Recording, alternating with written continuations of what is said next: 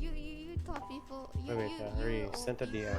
Why do you not want to be like one of us, tall and cool? Yes. Then So why you are know you what's sleeping the it solution? right now? We sleep at 12. Yeah, I'm sleeping at 12.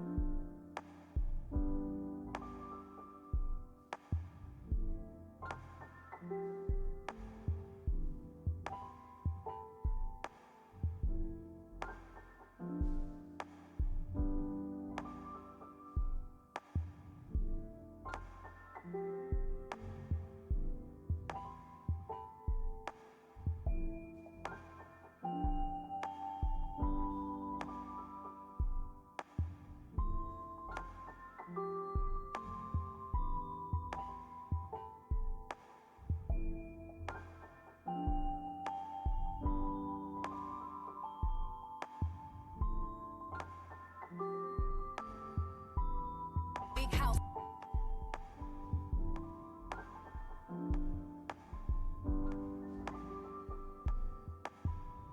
Big house.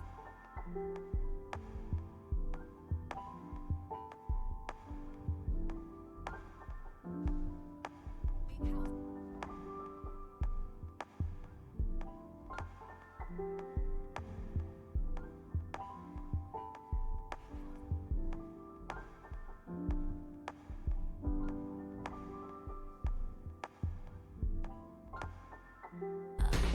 Life flex go easy.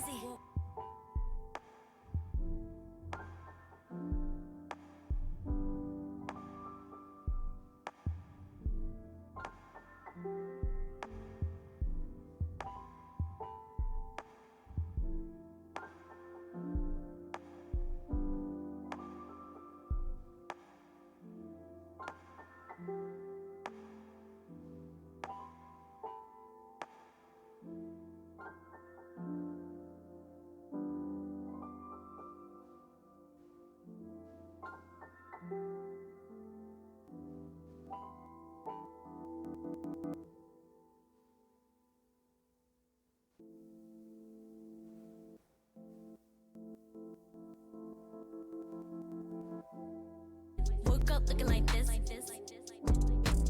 Woke up looking like this. So don't get under my skin. Woke up looking like this.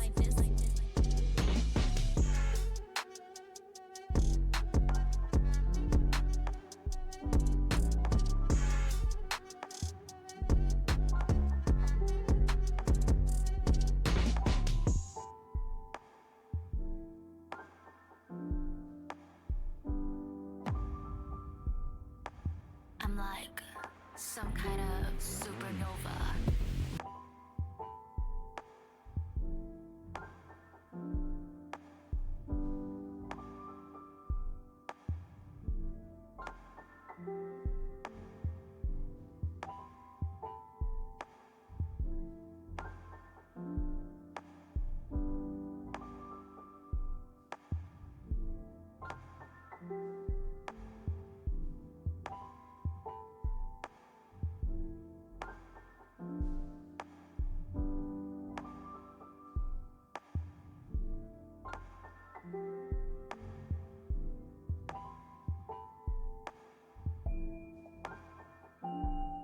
I forgot that my desktop audio was on. I'm so sorry. Hi guys. Welcome to the stream. Hello. Welcome everybody. Hi. So right now Ma'am Anna is kind of deafened because I think they're introducing themselves in their chat and everything. But hi. Hi Zach. Hi Kaiju. Welcome to the stream. We are going to talk about K-pop stuff with Miss Anna, and Miss Anna is gonna talk about K-pop stuff with us. Let's go. So how are you guys? Like, my favorite titas. Glad to know we're your favorites, but sorry we are not titas. Yeah, hello. Today we also have a special guest with us in the corner of the room right now. His name is PJ. He didn't want to leave me alone today, so he's just like chilling, you know, chilling, just chilling. He's just chilling there, you know. Okay, we're gonna answer some Q&A. Oh, there's Anna. Thank you, Anna. Ninang? What? Sinong Ninang? Ah, wait, there's the dog. Hold up a second. Wait a second.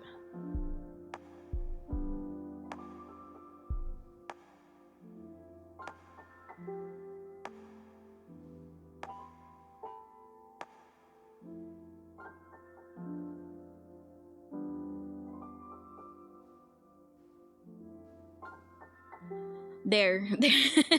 I set the dog out. The dog didn't want to be part of the stream today. Hi Ezra, welcome to the stream. Hello. How are you? We are gonna talk about K-pop stuff today, so I hope you guys are enjoying that kind of topic. Hope you have a great stream tonight, but thanks Ezra. I'm happy, you know why? Because it was first for the first time. Yeah, you're first in the chat, surprisingly. Do I want to give away Ruby? What? Oh, you give me away! What? You give me away, Miss Anna! Oh my god. Now I'm sad. Thank you for the shout out. No problem. How are you guys today? Like, okay, I want to share today that I made my money worth it when it came to food today. Because, okay, I always get like Korean fried chicken and kimchi rice from this one place. And I was like, maybe I will try to get a different flavor, and maybe to try out the different flavors, I will get a box with 2 flavors in it. And I was like, okay. I thought I was gonna get a chicken box with 6 pieces, but it's 2 different flavors. So 3 flavors of one, 3 chickens of one flavor, 3 chickens of another flavor. And then I was like, okay, it's double the original 6-piece, but I think it's because it was the 2 flavors. So I got it. When it came to my house, it's like, oh no, it's not 6 pieces divided into 2. It's 6 pieces times 2. So I got 12 pieces of 2 flavors. 6 of one flavor, 6 of another, and then I split it with my food today, and yeah, it made my $12 worth it. It made my $12 worth it. Gonna take a quick nap. Have fun with the Q&A. Might wake up in an hour, I guess. Thank you for dropping by, Muramasa. Hold on, let me shout you out. So yeah, today we will talk about K-pop with Miss Maya, Miss Anna. So I'm gonna like transition and check if they are good.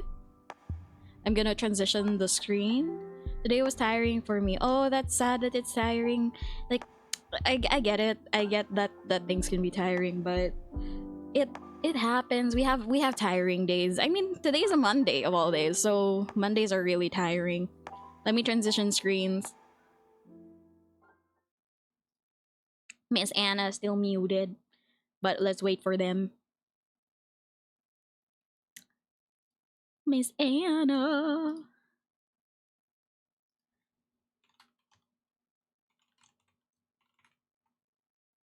All right, let's just wait for them. Woke up looking like this. Tomorrow I have school.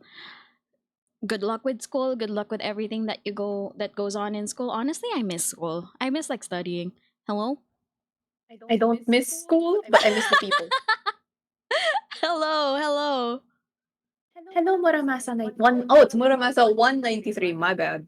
Yes, Muramasa is dropping by our streams. Yes. I have a question for Muramasa. By any chance, are you a fan of the artist Muramasa? There's an artist named Muramasa?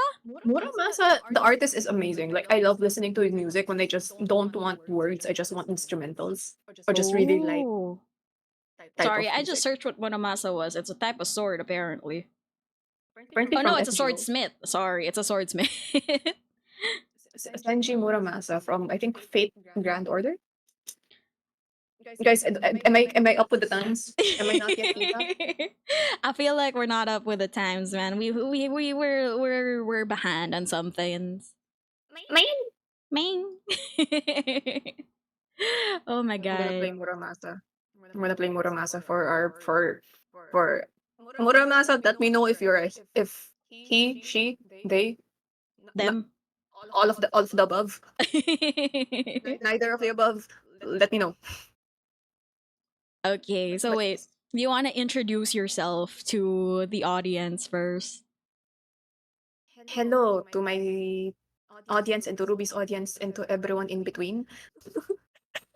My name's Anna. I am the usual initiator of Kalat or the chaotic one that likes to Initiator make of things Kalat. very stressful sometimes. Hmm. But most of the time I am also very chill. Also the person that you might go for when you want like dance stuff because that's what I talk about for the most part of my own Yes. streams. If you guys need Yes. like dance advice and stuff, Ma'am Anna is the way to go. There's the confetti, Zach. Yes. Sorry. The confetti was delayed. Um I'll introduce myself then. Hi guys, I am Ruby Rosie, the audio engineer VTuber, here to talk about music once again with Miss Anna over here. Hey. Yeah. Okay. So, are you ready to answer some questions, ma'am? I'm kind of scared. But then I'm kind of okay, scared. let's before we get to the questions, I feel like we should go and talk about like what is K-pop. Because some people might not know, or they maybe they do know, but they have like a bad light of it, or they just know like little bits of it. Simply put, popular Korean music. Yes, popular Korean music. But there's also layers to that shit, which we might be going into There's in our own lots of streams. layers, definitely. Do you want to go Crying in directly the into the middle. questions, or do you want to like delve into more stuff before we like flood the question? Let's just say K-pop has changed over the years. First, for and It foremost, because has, it has. everyone has been like, "Oh my god, BTS! Oh my god, Blackpink!" And I'm just like, yeah, yeah. The seniors of your groups had to fight tooth and nail to be where they are now. Yeah, Gen 1 ran so that Gen 2 can jump, Gen 3 can jog, and Gen 4 and Gen 5 can run. I feel like Gen 4 and 5 are like just sprinting. They are. I feel like it also. None of them have gone through the embarrassing puberty phase anymore. That is true. Oh yeah, sorry for everyone who like heard an echo in the background. There was like another like input source that was giving a little bit of reverb. Oh shit! No, no, no. No, It was in my end. In my end. okay. Yeah. So hopefully Guys, it's better now. Let me know if my stream is also fucking up because I will have to fix that as well. Yeah. Okay, so wait, also to clarify to everyone, K-pop is divided into generations, kind of. And it's not like the generations where it's like, okay, every 30 years, it's like a boomer every 30 years, Gen Z every 30 years, millennial every 30 years. It's not like that. It's like first gen was 90s, right? Yes, I think like early 90s because that's when Soteji, Oh my god, Sotaji, or yeah. Fin KL. SES. Yes. Okay. So that was 90s. 90s to about like 2000s was Gen 1. And then Gen 2 was like mid 2000s to 2012. Yeah, because BTS was already 2013. Yeah. And then 2012 to like 2016, probably. No, not 2016. 2018, I think, is Gen 3. Right?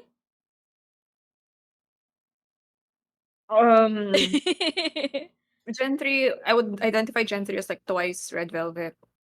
Yeah. So that's like, yeah, around 2016, 17. I guess so. Yeah.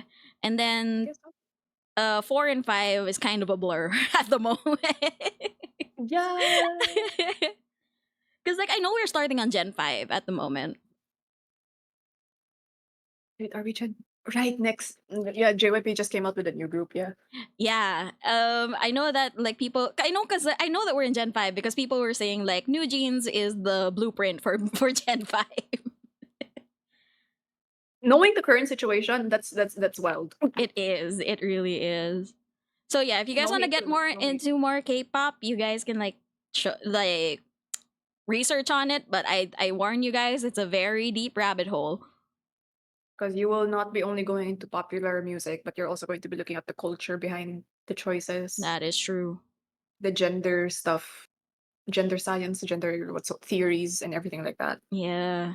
And then like Side, you'll get into our point where we're just like, oh, this song was created by that choreographer and stuff like that.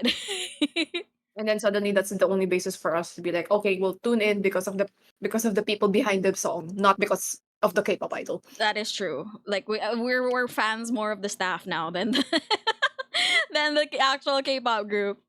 They deserve the love, guys. Yeah. Hold on. In chat, someone said, "I never understood K-pop fans and never will." Well, I hope this Q&A helps you understand fans a little bit more, and also thank you for the follow. And If anything, I feel like I hope that the what's this oatmeal? I yes, hope like oatmeal. oatmeal just be like sorry. I choked on the popcorn. Holy Oh shit. no, it's okay. Also, just to let you guys know, we're kind of like back from eating. So if you guys hear us like nomming on stuff, this stream turned into a mukbang for like a sec. Mukbang podcast. Yeah, You love to see that. mukbang podcast. Like you don't have to understand K-pop, but you have to admit it's just a very wild phenomenon right now. It's a very wild ride to get into K-pop. Oh wait, Sandara walked so next gen could zoom. That is true. She really did. That is very true. I feel lonely because when I was with my cousins, they were simping and gossiping about K-pop. Then hear me. I'm not really a K-pop fan, just lonely over nothing to see here. I mean, it does happen, but then also it's because it's not much of like they're secluding you away from K-pop. It's more of K-pop became such a binding glue to create friendships and connections that it's hard to make connections outside of it. Kaiju, to answer your question, I'm eating spicy cheddar popcorn. Yeah, spicy cheddar popcorn. Actually, that's Also, how I like, guess huh? huh? Hot dog. Hot dog. You were saying? You were saying? I was gonna say that K-pop was the reason we got to know each other. Guys, yeah, that's one of it's the biggest reason why we're still friends. Yeah. And Like then, when values and everything. we were internet friends at first, just to like give everyone a background of how like we met and stuff. We were internet friends at first. And then I'm not gonna say through what means we became internet friends, but we became internet friends. And what's this? We found out like casually that we were like, oh my god, I'm Filipino, you're Filipino. Oh my god, are you from Manila? I'm from Manila. Oh my god. Nag-English pa tayo dito na wala sa oras. Yeah, we were like teetering on like should we talk in Tagalog? Should we start swearing? Is it okay to swear? Yeah, pretty much. And then the first time we met like in person, I was gonna say physically, but then that means something different. The first time we met like Well- in person, we were like, hey, there's this K-pop dance event. Oh my god. You forgot? No, I forgot, but it was like, holy fuck, that has been like a memory that has been buried deep down in my memories. Holy shit. But no, yeah, we were like, hey, there's this K-pop dance event. They're having a flash mob of sorts. So, do you want to meet up there? And we were like, yeah, let's go. You're definitely not some like old man pretending to be a K-pop fan. I mean, to be fair, like things were a lot simpler back then. True, things were a lot simpler back then. Is it K-pop time? Yes, said it's K-pop time.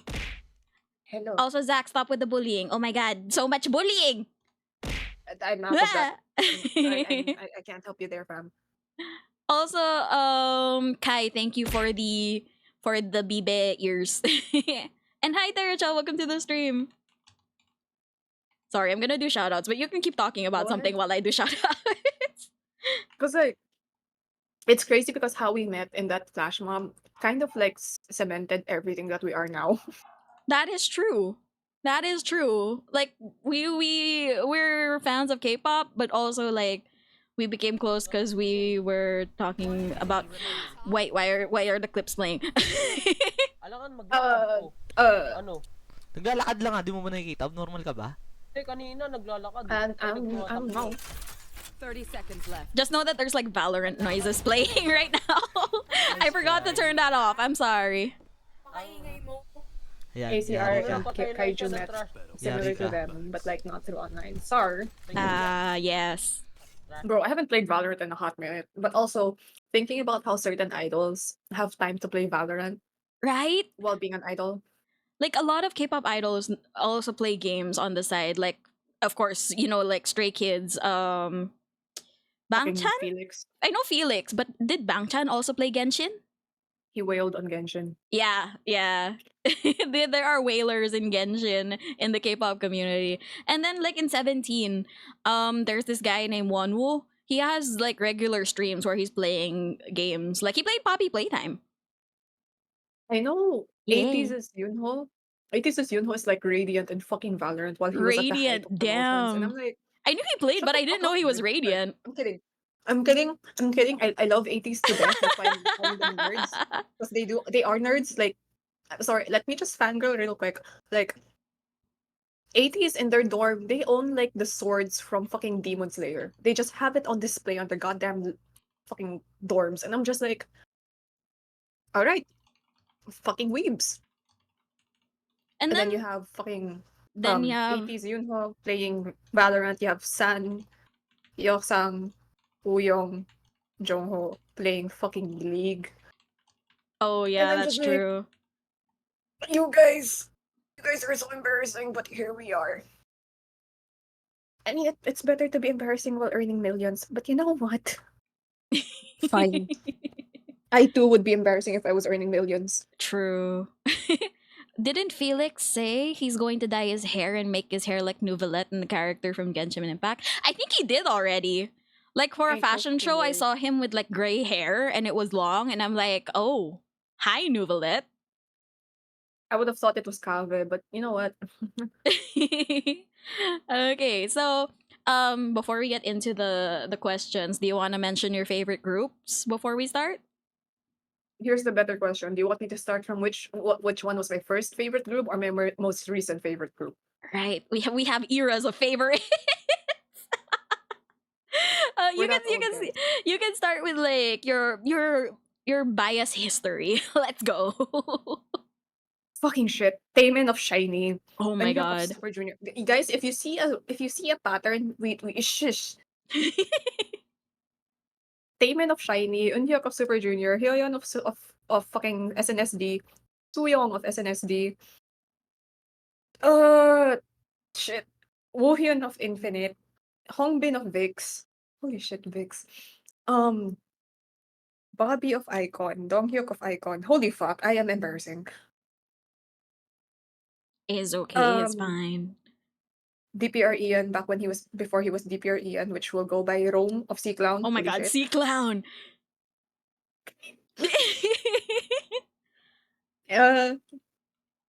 Hayong of A-Pink, Kai of EXO, uh, Let's just go with the most recent ones now. DPR Ian, Somin of Card, Hongjung, and Wooyoung of 80s. Mm-hmm. And then there's XG with Kokona and Juring. Oh my god, XG. And I was marathoning XG songs before like the stream just to like hype myself for the stream. That's what I was playing before my stream started. Yeah, I think my chat heard it because I accidentally like let your stream play for a bit before my stream. Okay, wait, my bias history. My bias history. I started with like I think Minwoo of Boyfriend. Holy fucking shit. I started with Minwoo of Boyfriend. Sungjong? Was it Sungjong Infinite? You okay? There's a pattern with my biases. You will see. Yeah. Yeah. Yeah. My okay, just for everyone's context, my bias is if they're not dancers, they tend to be the fruity ones. So take that as you will. Yeah. I'm forgetting like the ones from the smaller groups. But I remember I definitely got into Kai of EXO. Luhan before he left Oh my EXO. Who else? Chen, I think he also became my bias. Mukhang radio show yung setup. Yes, Erico, it is. Hello, Erico. Who else? I'm blanking out with my biases. Oh my god. To be fair, we are friends through K-pop, but we did like different groups. We did. For example, you're into 80s mostly right now. I'm mostly into 17 right now. 17, my biases are Woozy, Wonmu, DK. And then I was into Newest before. I didn't really have a bias there. Or if I did have a bias, I think it was Ren. Who else? Oh my god. Just know that I have a lot of biases to the point that I forget. Who else did we grow up with? Oh shit, I forgot about Yezi from Fiestar. Oh, right. Uh, Yes, sir. I Who don't else? think I had a bias in Girls' Generation. I don't think I had a bias there. Super Junior, I think my bias was Siwon. That was a choice. It was a Ruby, choice. It was a choice. Like I didn't really like stan Suju that much. So yeah. Who else? Most of my biases are my favorites from like Korean survival shows, I think. Survival groups like 101, IOI. Oh no, Is not one. like that. Here's the thing with me. I liked the trainees when they were in the show, but once they became a group, I was like, no, I'm not gonna stand. Just say Jungwoo from SMF. It's fine. He was a choice. He was a choice. He was a choice. I regret that choice now, but he was a choice. He's a great dancer, but the fame got to his head just a bit. It did, and it affected his dancing, honestly. Sherlock is a good choice. Sherlock is a good choice. Wait. My shiny bias. Who was my shiny bias? I think it was Key. Yeah. Yeah, knowing me, it was Key. Yeah. I really need to prepare for a history exam tomorrow, but oh well, here I am. Well, you'll get to know the history of K-pop, I think, through I mean, us. you learn to know the history of K-pop and Korea itself sometimes. That's true. So you're going to be knowing like pop culture media if you're into that. Mm-hmm.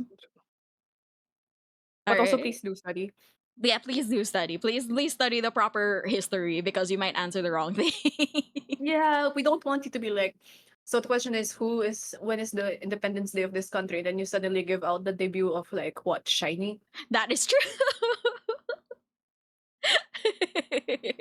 I mean, it's Independence Day for like The gays. the yes. gays. All right, let's start with the questions because we have a lot. Actually, a lot of people submitted questions. I did not expect the amount of questions that we're getting. That is true. I didn't expect that these many. These nuts. I heard it from Mix Channel 23 and got hooked. Yeah, Sherlock was great. I think Sherlock was around the time that I started getting like way into K-pop. Sorry, what? I think Shiny was around the era when I started like to dive deep into K-pop.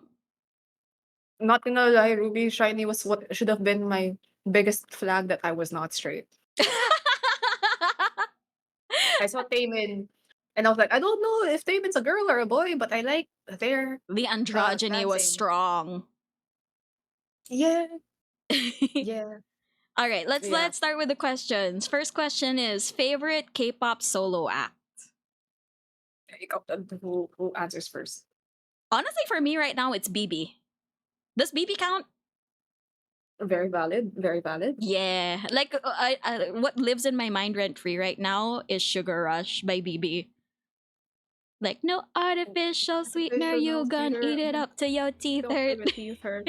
I don't need a popsicle for dessert. I don't. What's the fucking lyrics? Basta yun. I don't need no man for dessert because I got a popsicle in my freezer. Yeah, guys, if you want to hear like a Willy Wonka slut shame kind of song, listen to Willy Sugar Wonka. Rush by BB. Not the Willy Wonka. Who would you find as your K-pop solo act favorite? Well, DPR Ian, of course. Oh yes, Is valid. already. But if we want to go into more K-pop styles, Oh, Amen. okay, yeah. Amen. If we're going into more K-pop styles, I'd have to say Chonga. yes. Chonga, again. Like y'all can like know from my taste. I'm for the gays. So Chonga is like yes, queen. Mix Chanel. Mix. Not Mix Chanel. I mean, there is a drag queen named Mix Chanel, but anyways. Wait, hold on. Keep the chat busy. I will just like get my dog from the door because he's like been knocking since kanina pa. Oh, I can hear him. Yeah, hold on a sec.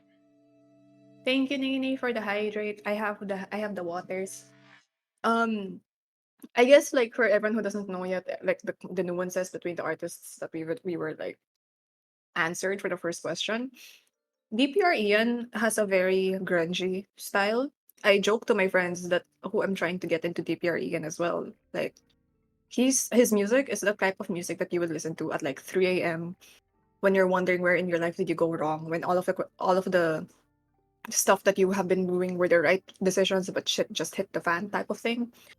He's very cathartic with his music style, and it's a little darker. If you're okay with that. That is true. Hi, I'm back. Hello, I was explaining to both our chats the nuances and the differences between like our artists. Like say for DPRE, and he's very grungy. Mm-hmm. BB, I would say is like both grungy but also very poppy. Like she's very. BB's flexible. actually a wild card. Like after listening Yeah. to Bamyang Gang, it's like, whoa, girl, your range in genre is large. I wouldn't say grungy like Nirvana, but I would say like Like she's willing to break the rules, kind of like grunge. no, because Nene was comparing grungy to like DPRE, and I'm like Ah, thinking, okay. which is a good solo artist for. I can't think of anything at the moment, but I think, fuck, what's the name of the artist?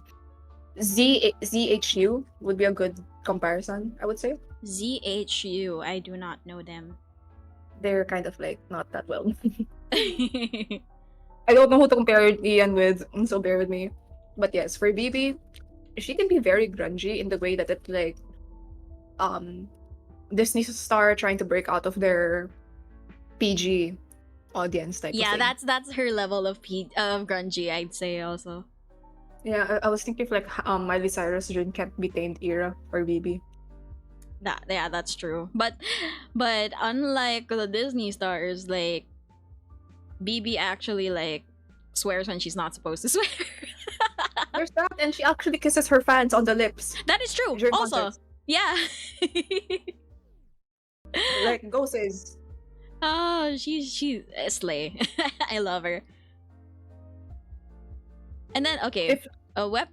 Ruby, Kaiju said on my stream, if the two of you don't mention a K-pop idol that I know or recognize after the stream, I'll do 5 minutes of planking. That's gonna be hard because I feel like we're gonna mention a lot of popular K-pop idols. Knives, do let me know what you want me to ask. Or what you want to ask. Because you just redeemed to ask me anything, but then This is a gave no- Q&A. Like this is full of questions. Yes. Okay, so is that solidified our question answers like BB and DPREN? Yeah. All right, next question then. Next question is, what's your favorite K-pop K-pop x Western singer or act collab? You want to answer first? Far East Movement with Chanyeol and Tinashe. They Honestly, collab, guys. honestly, when I was reading the questions last night when I saw this, I was like, there are actually a lot of K-pop and Western singer collabs. You know what I want to see? What? BB with Tinashe. Ooh, that would be nice. Honestly, my favorite at the moment, just because I found it last night, was Pentatonics in 80s. That was a choice. It was a good song. It's a good song. I'm gonna admit, production-wise, it's really good. It was What was the title again? A Little Space? I did not follow the song because I didn't like the visual aspect of it, so I was just like, Yeah, the visuals were a choice. But production-wise, maybe- music-wise, it was pretty great. oh wait. Wait, why? What's happening? No, because Nene was laughing at me for like table smashing, and I'm like, Nene, you have to consider Tinashe, the blueprint of most K-pop girl groups that we know now. With Chanyeol, and then Far East Movement, whom, mind you, by the way, I didn't know that Far East Movement now manages the Rose. Oh, really? Yeah. Oh. I'm like, what kind of timeline am I in? The But yeah, timeline anyways. apparently where that can happen. Because like this is a heavy question because like there are lots of K-pop and Western singer collabs or Western act collabs. Like if you're gonna count just the singer, I mean Snoop Dogg has done a couple of collabs with K-pop idols, so Snoop it's like Dogg it's has collabs? wild. Yeah, he had a collab with Psy and BTS. Huh? Like separately, one collab with Psy, one collab with BTS. He had one with Benny Blanco and BTS. What? Yep. And then I'm not sure if he had a collab with Alexa. I'm sorry? Because there's a picture of them together. So I'm not sure if they did a collab or not, but there's a picture of them together. I'm gonna show this real quick to the stream.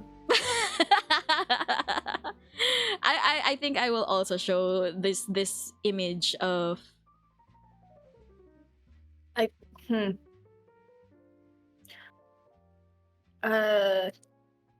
Just oh no real wait, I quick. can't show it. I don't know how to feel about this, guys. Can you show me the picture? I can't see the picture. Or no wait, I think I can check our multi-stream. Yay. But for don't- those who are I like don't- just like listening in, can you explain the explain the image? It's Snoop Dogg with Alexa. Oh, it's on the Snoop Dogg America's and Song Alexa one. Contest. Yes. He remixed Girls' Generation's The Boys. Yeah. He performed in Mama. Performed with 21. Mm-hmm. Obviously, Sai. I forgot that he guest judged in Show Me the Money. Oh, he did? 2015. I think this was when this was when Mino yeah. Oh my god. For those who are like wondering, what's this? Show Me the Money is a what's this? It's a show where Korean rappers are competing against each other for the grand prize. which is also another no. Its other name is being a clown show. That is true because actually, like any Mnet show, I feel like has become a clown show, but we still watch it anyway. I feel like Show Me the Money has become a very weird clown show because a lot of the Koreans there were trying to act black. Yeah, that's true. And then they were trying to act gangster and shit. And then you hear them say, "Oh, I came from the streets like this, like that." And I'm just like, "Bitch, you came from Daegu. Yeah. You came from Incheon. That is true. That is true. What guns are you talking about? The only things that you were holding was a pen during cram school. Shut the fuck up." Honestly, we've talked about this. Like, we've talked about how black culture is being reflected in K-hip hop, and we're just like, why are you doing that? What's with the dreads? What's with the do-rag? What? Yeah, K-hip hop can go into really weird places, but it's still counted as, like, Korean music. Yeah, it's still Korean music, whether we like it or not. Yeah. Yeah. So to finalize our question, we went on a tangent. To finalize our question, what's our favorite K-pop and Western singer at collab? It's still Chanyeol, Tinashe, and Far East Movement for me. If we're counting Western singer only, I'd have to say the Pentatonics and 80s collab. But if we're counting Western act, as in dancers, I feel like any collab with Kirsten or with Royal Family. Oh, if we're going into that one, yeah, Kinja's, Jackson Wang and Kinja's. Oh, that's true. I forgot Kinja's collab with like Jackson from GOT7. Like when he is out of GOT7 already. Yeah. A bunch of nerds. You love to see that. Marv said, I think Koreans just think black people are cool, which is like respect. I mean, they show it in weird ways. Like, honestly, you can respect the culture without appropriating it, and sometimes Koreans like step into the appropriation area. They mean well sometimes. They mean well sometimes. Okay, so yeah, if we're counting Western acts, anything with Royal Family or with Kirsten from Jam Republic. Anything for Kinjas for me, please. Kinjas. It's good. I can just make another stream for like the dance history of K-pop. So like, yeah, you should. You should. Knowing your dance knowledge, man, you should. Okay, let's then go to the next question. What got you into K-pop? Did we like explain this already, or did we just go like, oh, what's our favorite groups? I brushed upon it, but I didn't go into detail. Okay, do you want to go into detail now? Shiny's replay. I saw Taemin, found him cool, despite not knowing if boy or girl, and I still went for it. And then here we are. Yeah. Still stupid. Honestly, mine is weird because like I thought initially that they were J-pop. Fair enough. So like I had a quote unquote J-pop phase that was actually a K-pop phase, and it was like the era of like I was so obsessed with Love Like This by SS501. I forgot SS501 existed. And then I thought it was J-pop because I was like, oh, K-pop, and K-pop never came across my mind at that time. So like I was listening to like on Mix, like the daily top 10, and then there would be like SHINee, there would be SS501, there would be, what's that group? What's the group that sang Venus? The Yormala Shinhwa. Yeah, them. So I was listening to all these groups, and I was like, oh my god, J-pop is actually really nice. I mean, to be fair, J-pop has really good artists too. J-pop really does have good artists. That's why I thought it was J-pop. But then, like, later on, I was like, after that phase, I had a little bit of a K-pop hater phase. Because my friends were hating on K-pop back then. They were like, ew, why are they dyeing their hair blonde? Why are they trying to be pa-cute? And they were like hating on boyfriends so much. Galos lang sila. Hindi sila pwede magpakulay. That's true. But yeah, they were hating on boyfriend so much. And then a few months after their like their intense hate phase, I found boyfriend again, but then it didn't register in my mind that boyfriend was the K-pop group that they were hating. And then they came out with Love Style. They came out with Love Style. And then I was like, oh my god, this is actually like really good. And then I delved into K-pop from there. Please. Flashback, I Holy used to be a hater. Yeah, there are a lot of K-pop fans now who used to be haters. Like, oh my god. I used to be bullied for liking K-pop, and then I like was. nowadays Same. my bullies are like, oh my god, did you listen to the latest BTS song? Did you listen to 17's new song? And I'm like, I thought you hated K-pop back then. Girl, same. Like I'm seeing people that judged me hard for K-pop go to all the concerts now, and I'm just like, Right? They go to like the concerts that I don't even want to go to because it's far. I'm like, It's where like- was this energy? Where was this energy? Where did the bully go? Why did you put your bullying energy into liking the thing that you bullied me for? Why did you put your energy into bullying and not studying, my guys? That is true. Why did you put your energy into bullying and not studying? So like, yeah, that's the stories of how we got into K-pop, and just yeah, how K-pop now is like very popular compared to when we were standing before. It's a weird experience because like back then we grew up on like the album buying wasn't as crazy as it is now. Oh, that is true. You can just buy one copy and you're set. Yeah. Right now people are buying like 50 albums, and for what? Yeah, they're Photo buying they're buying 50 albums for different versions, and to get the collector's edition, and then the normal edition, and then the fandom only version, and then they need like this many to get all photo cards if they end up getting it. Yeah. Yeah. It's, It's a lot. It's a lot now. please don't mistake my sorry, Ruby. Please, for everyone who's like watching our streams, please don't mistake my dry and sarcasm for me not liking K-pop anymore. I still do. I'm just very dry about it now. No, honestly, same. Like we're at that age where we're just like, we've experienced the fandom, the cringy fandom life long enough already. We aged like fine wine, and we're very because okay. Just to give context to everybody, we also kind of work in the industry. Like we've dipped our toes into the industry, so we're kind of the rose-colored glasses we had over K-pop is just gone. Yeah. Kaiju said I talk shit on K-pop and K-drama just to trigger my mom and titas. It does You're happen. very valid. It's fine. You're fine. I do that. I do the same thing to my tita sometimes when I hear them talk about like BTS, and I'm just like, you're in your 60s. What?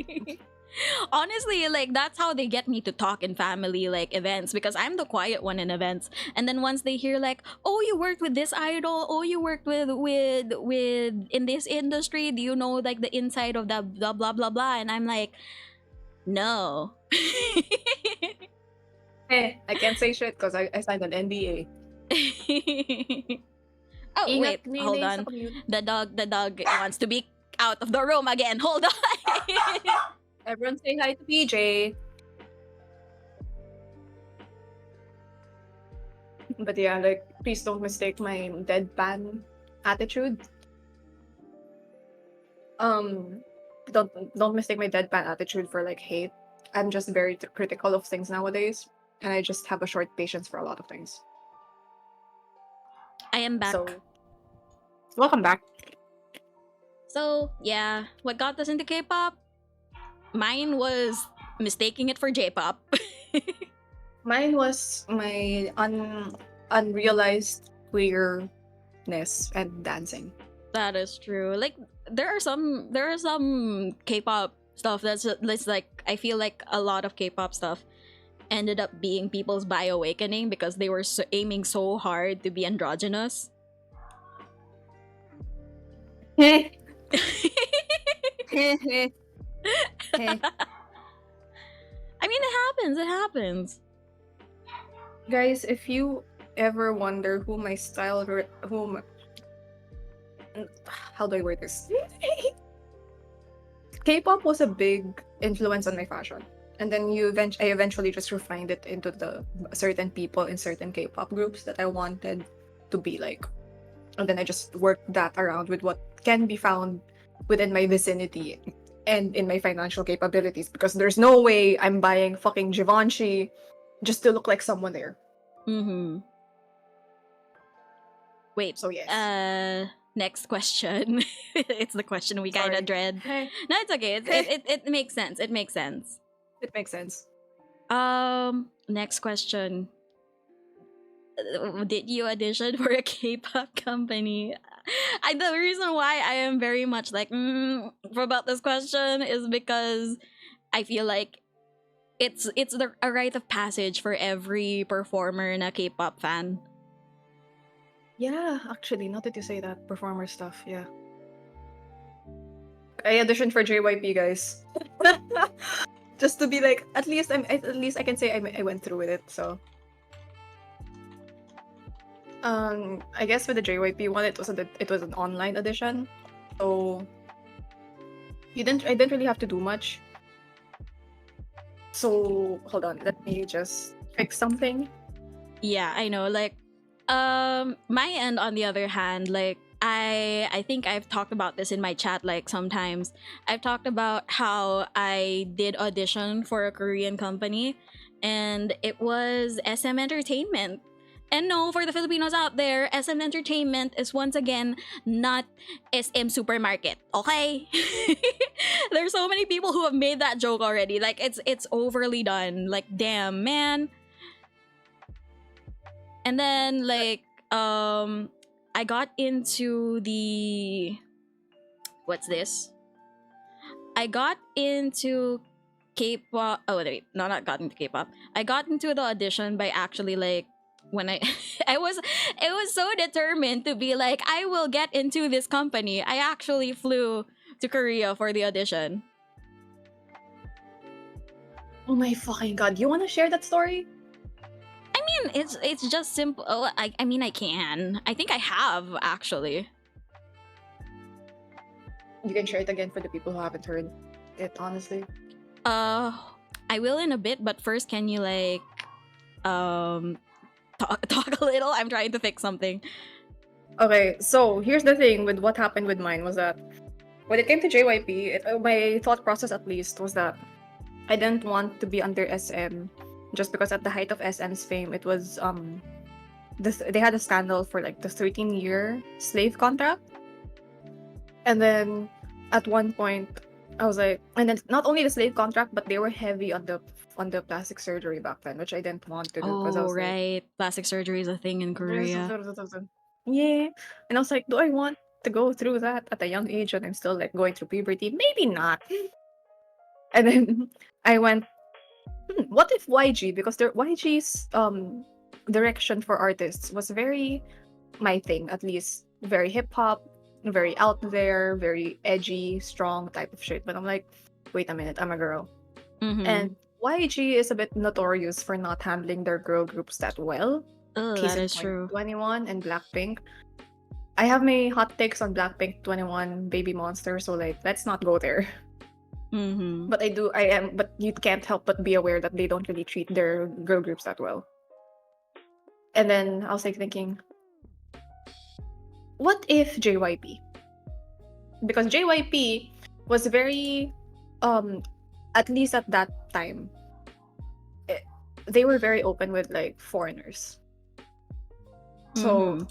they were Miss A was the biggest thing back then.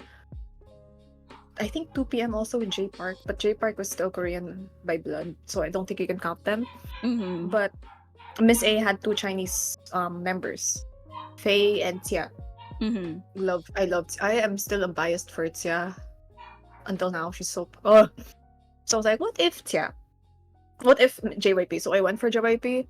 Not and Cube Entertainment did not enter my mind until much later, because that's when CLC came into the picture, and they had a Hong Kong member and a Thailand member.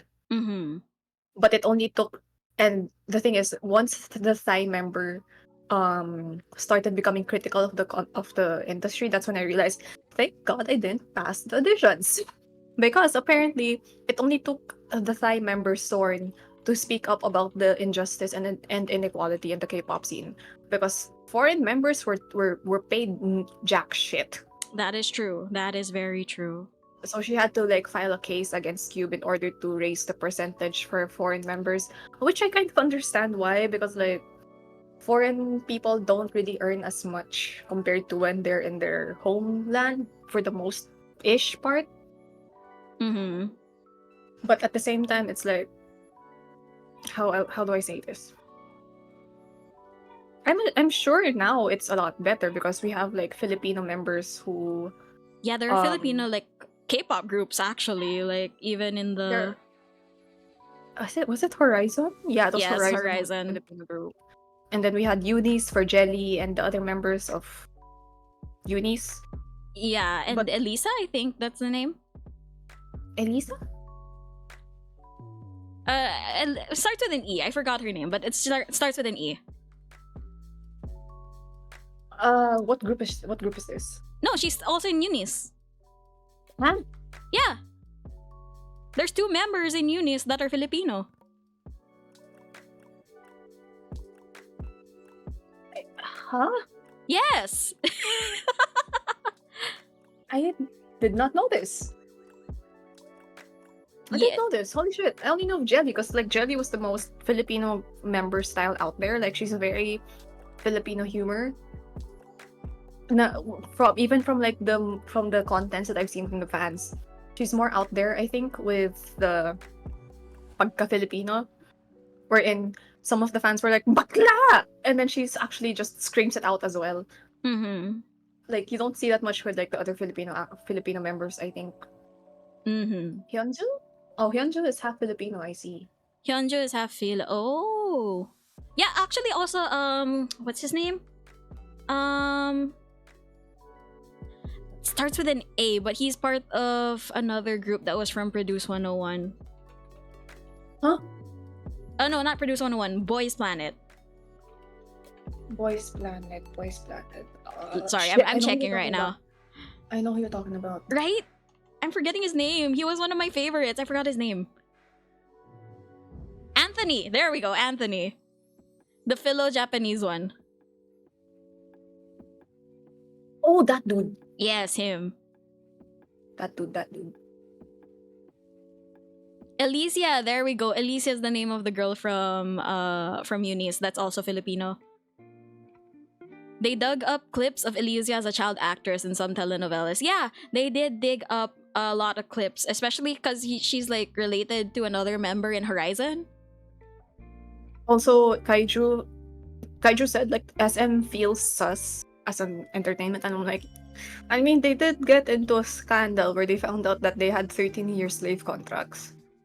Ah, yeah, And the it took slave a while for the contract. 7 years. So Mm-hmm. The slave contracts are just... They were a time, and I don't know if they're still continuing. you never know. Takes a while. It does. It really does. Also, side comment. I finished my popcorn. It's disappointing. Oh no.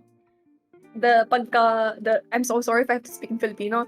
The pagka oily, or like the oil that they had to use to cook the popcorn, it mas umaapaw siya compared to like the spicy or the cheese. I'm just So medyo nakakaumay on the side of like the oil and stuff. I can feel the sebo. I don't like it. I get you there. Kaiju, good thing those keyboard warriors didn't target them with proud Pinoy bullshit. Yeah, no, as in like there are a lot of their fans. Sometimes a lot of their fans are like still the proud Pinoy stuff, and like even news outlets. The news outlets are like, oh, first Filipino K-pop idol, or another K-pop idol that's Filipino, and blah blah blah blah blah. I'm like, you guys have a slow news day if every article is, oh, we have a Filipino K-pop idol, blah blah blah blah blah. Give me a bit, guys. Yeah, go lang. Okay, I'll share my audition story for like those who weren't here when I mentioned it. So I went to Korea with a friend and their family as like a 18th birthday kind of thing. And when I went there, for the trip to enjoy Korea and stuff.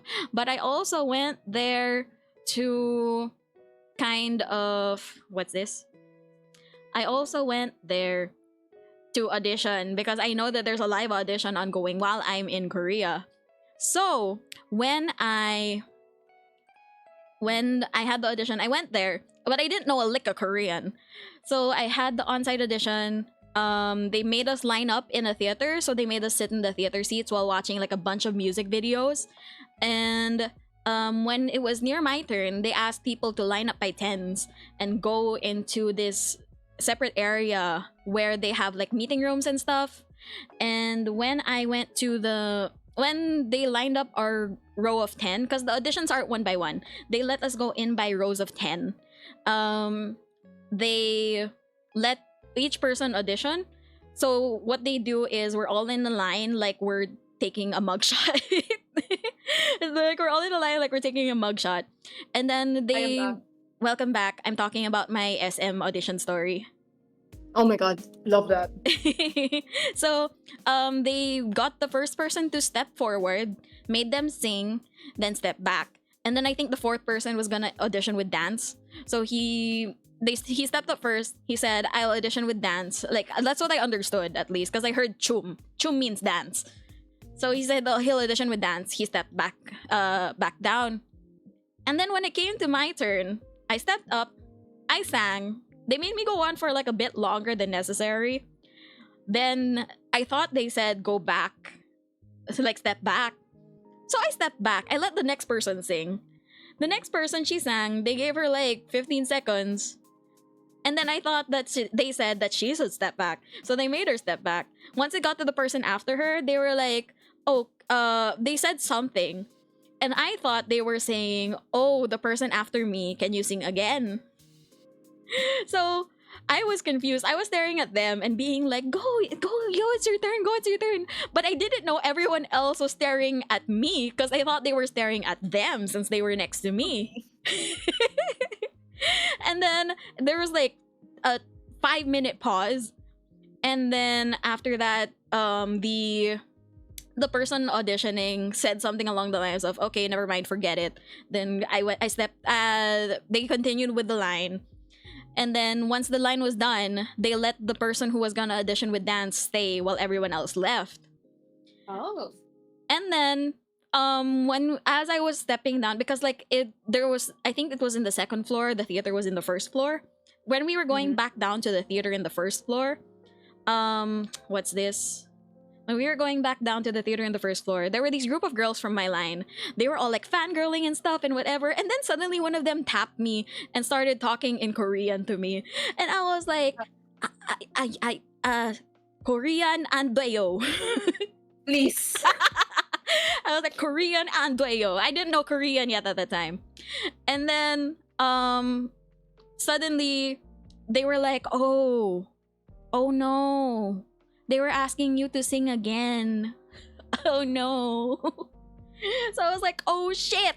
I missed my audition. I messed up my audition because Korea, not Jozu. Yes, Kaiju. Not Korea, not Jojo. So yeah, that's my audition story. And I auditioned for like not auditioned. I was scouted for a local Korean company, like a Philippine-based Korean company, but I never got to audition with them. Oh. Yeah. Hi, Shashi. Welcome to the stream.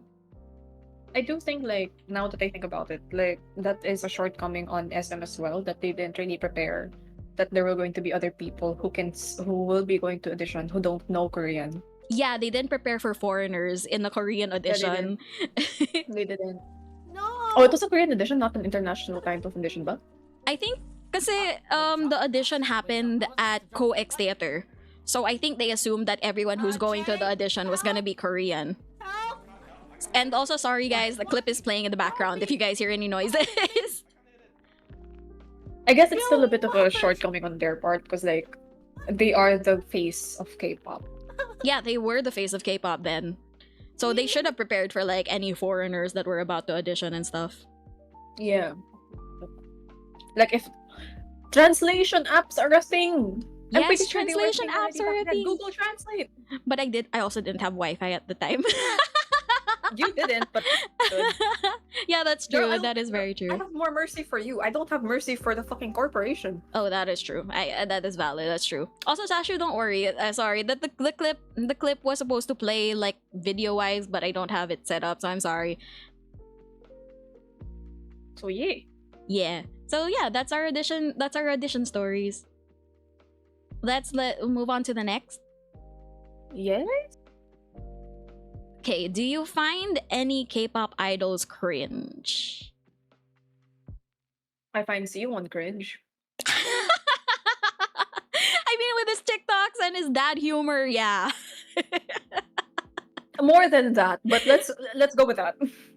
Honestly, there are some K-pop idols who are pretty cringe. Like, I don't blame it on the idols though. I blame it on the promotion plans. Wait. Before I say anything else, are we Okay. saying cringe as in the concept being cringe or their personality being cringe? Before I say anything that might get me pitchforks. I mean, we can say both. Because personality-wise, Shiwon and Shindong. Oh, Shindong definitely. Like, props on you with your weight loss, but sometimes you could be cringe, dude. Like, please look at the mirror before you say anything.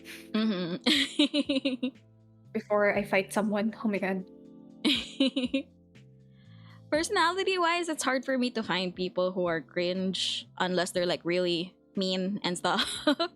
But like, I find a lot of K-pop concepts cringe, or like the initial idea, I see the thought process, I see how it could be pulled off, but they pulled it off in the wrong way that it made it look cringe. Me with 80's latest music video, honestly. Did not like it. Really? You didn't like? I didn't watch it yet. I didn't like it. It just felt like, what are you guys? They leaned too much into the chaotic fun side that it just didn't hit the mark anymore, along with other Mm. things. But let not. I feel like I'm gonna get pitchfork for the things I say. Well, honestly, this is a question that'll bring pitchforks actually, because it's like, I feel like if we say, oh, for example, just for example, guys, do not clip it out, but for example, I say BTS, for example, BTS is, for example, cringe. Do you want to like put on your Twitch stream, for example, like just the text? So if anyone tries to clip it, That is true. Wait. just Text. Where's the text? There, text.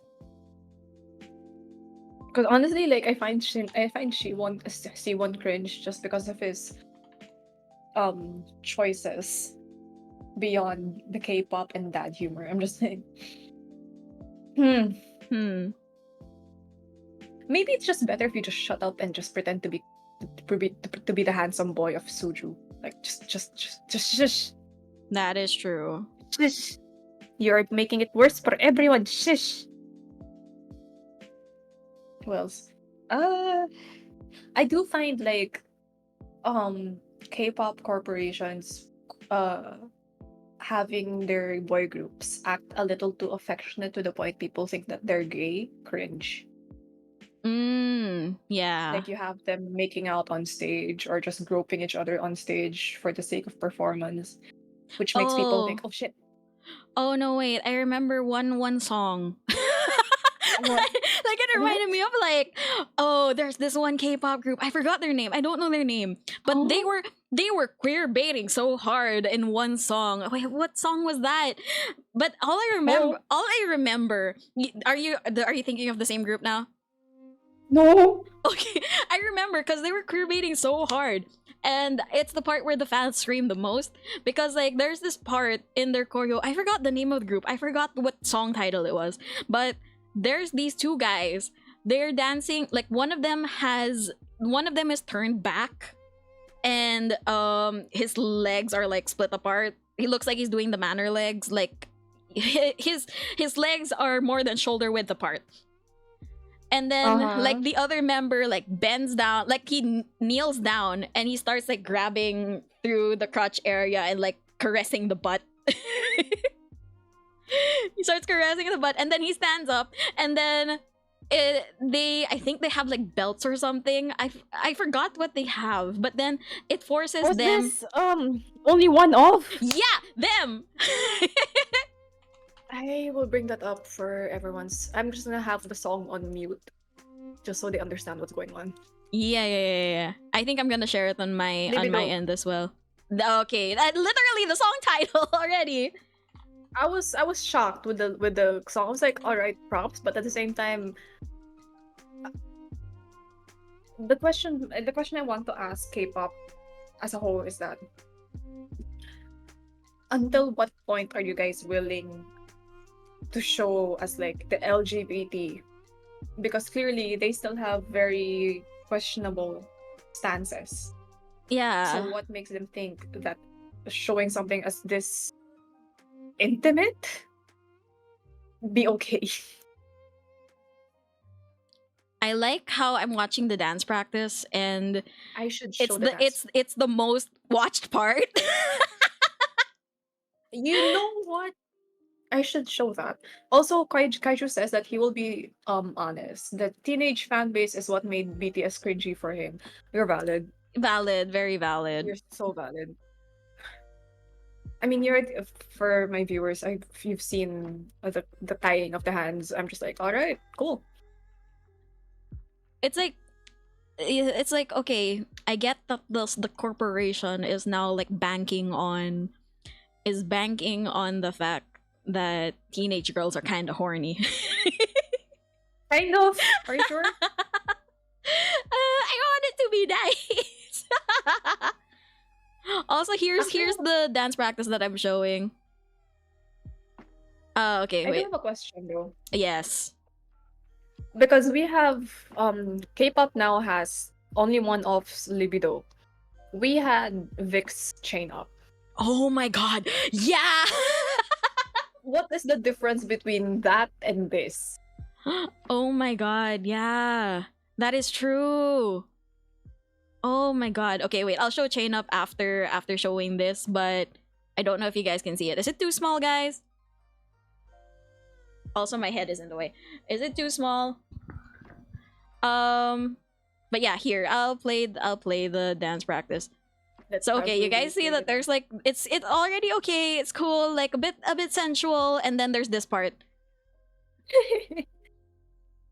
If you guys want to see Ruby's stream, I do suggest looking at her stream because I already have So, chained yeah. up on my side.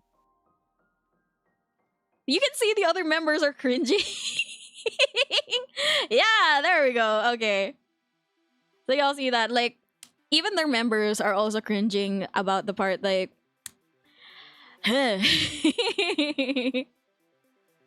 So to context, like, what just happened, basically, like, I'll try to explain it word for word for those who are listening. So there's a part where it's only the two members are there. Wait, I'm gonna show it again. It's only the part where the two members are there.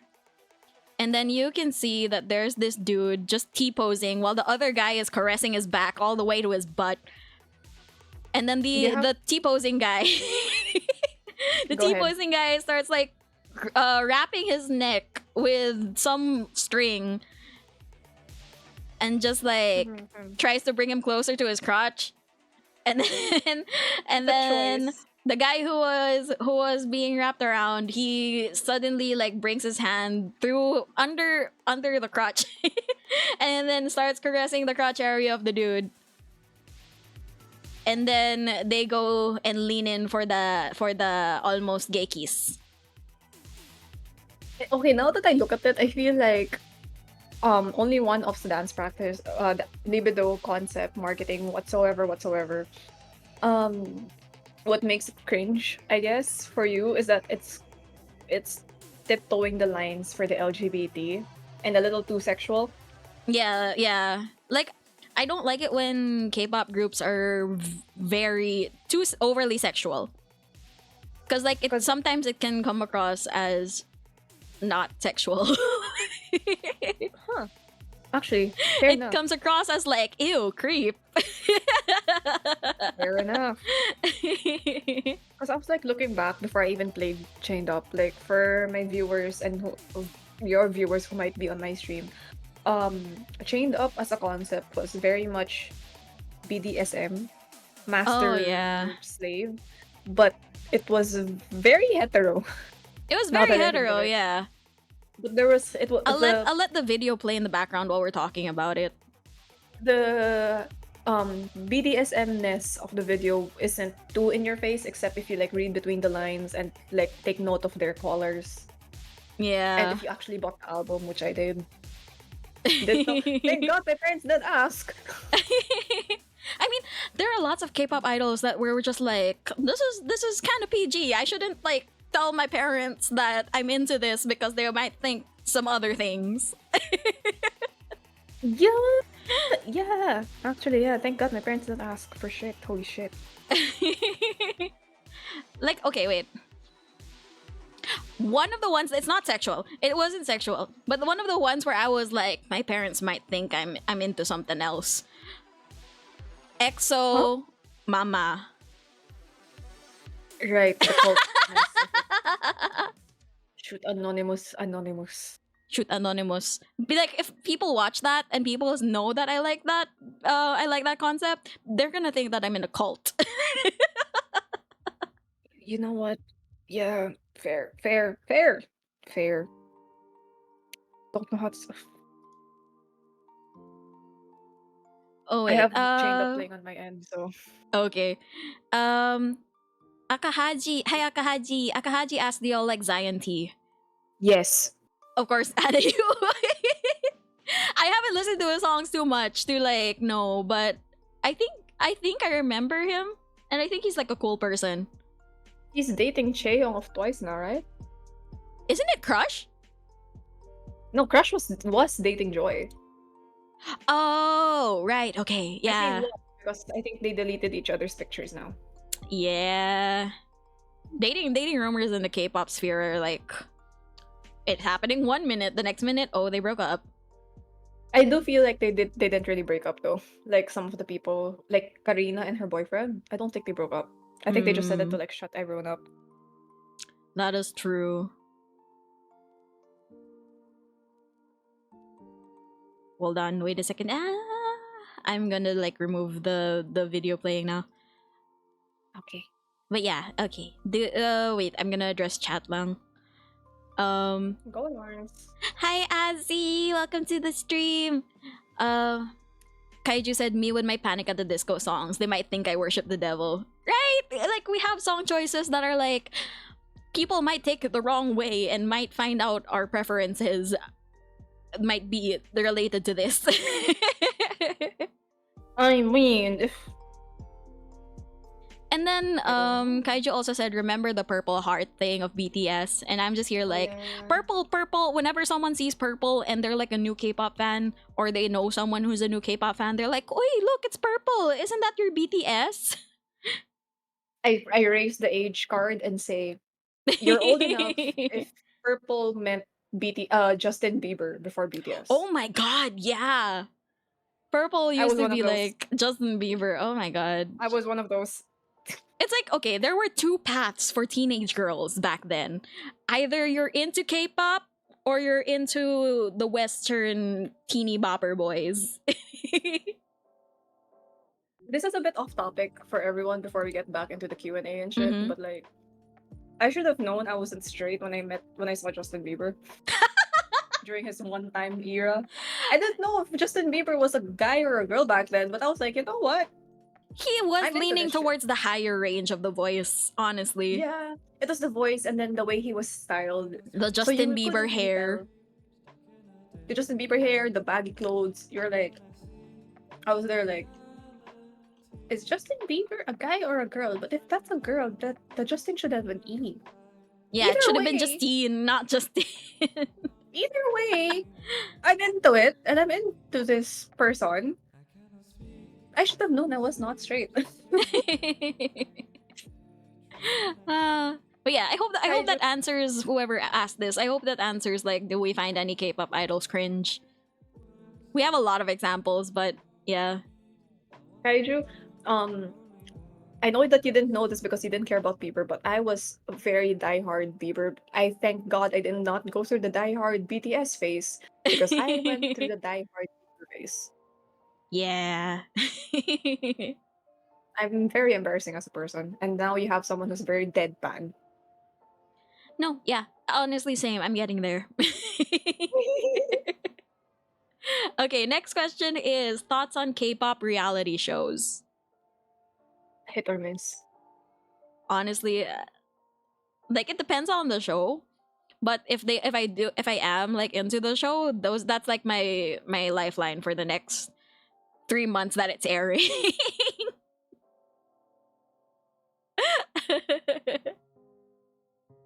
Because I think I also have to ask, like, what kind of reality shows would you want us to talk about? Do you want the reality show where it's survival trainee shows? Do you want something like Show Me the Money and Unpretty Rap Star, where it's just people duking it out to see who's better? Do you want us to talk about We Got Married or like Hello Baby? Those are fucking old. Holy shit. I mean, that's true. I feel like they might be talking about, because I feel like this is a very general question. I feel like they're It talking is. about all of them. But also, can I just say, do you know the one where they tried to make K-pop idols into VTubers? Huh? They made a girl group out of K-pop idols who used to be K-pop idols, but the only way for them to continue through the show is if they disguise themselves as 3D idols. Also, hello Flayatessalod, welcome to the stream. What is this? I forgot the name of the show, but I watched like the first episode of it, and Aiki was on it. Aiki was a judge. Was this AC? No, not this one. What the fuck was this? Now if I K-pop search idols. if I search like K-pop idol VTuber, that just pops up Plave. But then I'm trying to find the show. I know that there's this one group as well called Mav. I was into them, not realizing that they were actually AI, like actual. Oh, they were AI. AI? I thought they were also CGI. No, they're not CGI. They're actually AI. Like the CEO admitted that he used artificial intelligence, not in the way that we know of, but in a very not so good way. Similar to how diffusion and all those artists pretending to be artists, but they're actually using AI. So there, that's the name of the show, Girls Reverse. Girls Reverse. Wait, I'm gonna like show like clips of it if I can find it. because for kaiju, yeah, KPA from League of Legends can be virtual, VTuber-ish. Yeah. Oh god, this looks very. The poster looks very AI generated. I don't like that. Okay, so their K-pop group, the K-pop group that ended up like appearing from that show is called Fevers. Alright, Hayoung of Apink was in this. Yes. Chebol. So they had it. Honestly, they should have. I get the fact that they were trying to make 3D idols because it's a cheaper option, kind of, to make that many K-pop idols like hide behind VTubers. But it was a choice.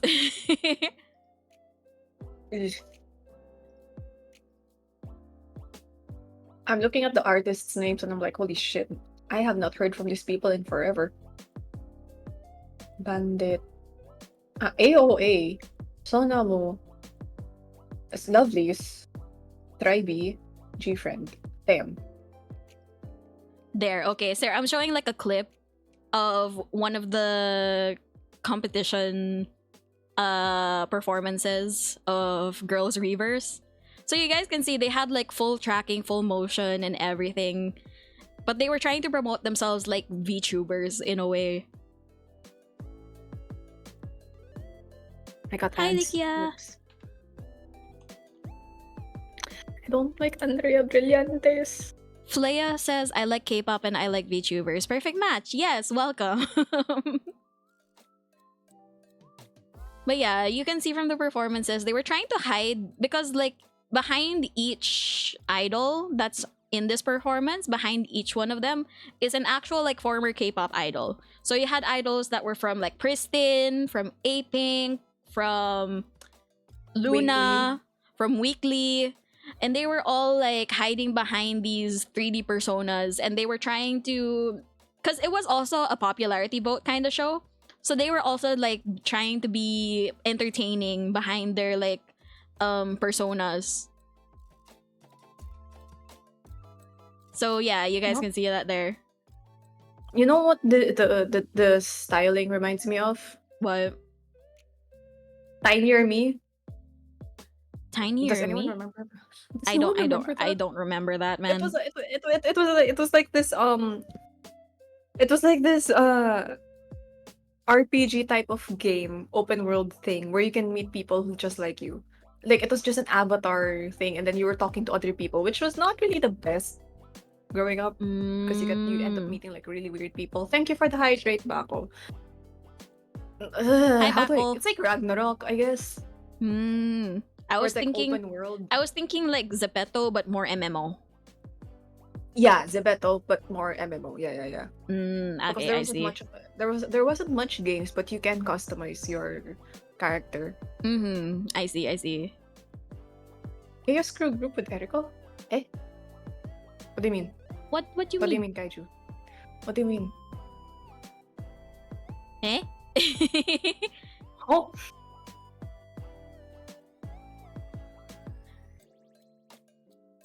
Oh The god, Shashu knows what I'm Shashu talking remembers about. that. According to you Shashu. know, because there was Tinier Me before it closed down. I was there. This thing. It's okay, I know Kyra people- Beans, you're people- not that late, don't worry. It wasn't. It's very anime Club Penguin. Yes, Marvs.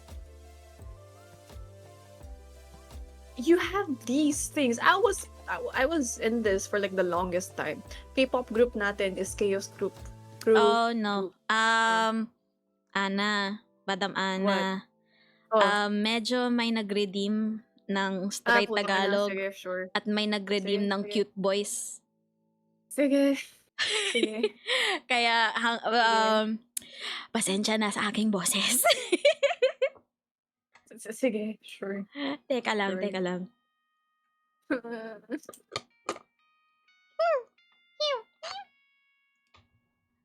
Okay, so, eto na ang boses ko. Ito na muna ang boses ko habang nagkwentuhan tayo tungkol sa mga tanong na to. My God. Parang Tagalog na character. Pangarap ko naman maging voice actor. So, okay lang naman. Pero ayun. Almost happy birthday, Kyra Beans. Maligayang kaarawan. Ayan.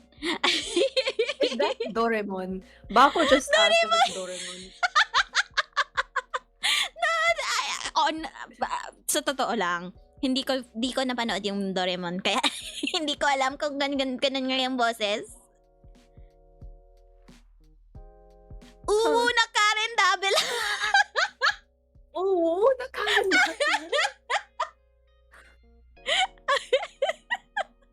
Teka lang. Na Karen Dabel. Oh my God. Oh. Nobitang, mahiwagang mensahe. Hindi ko napanood ang Doraemon. Sorry po.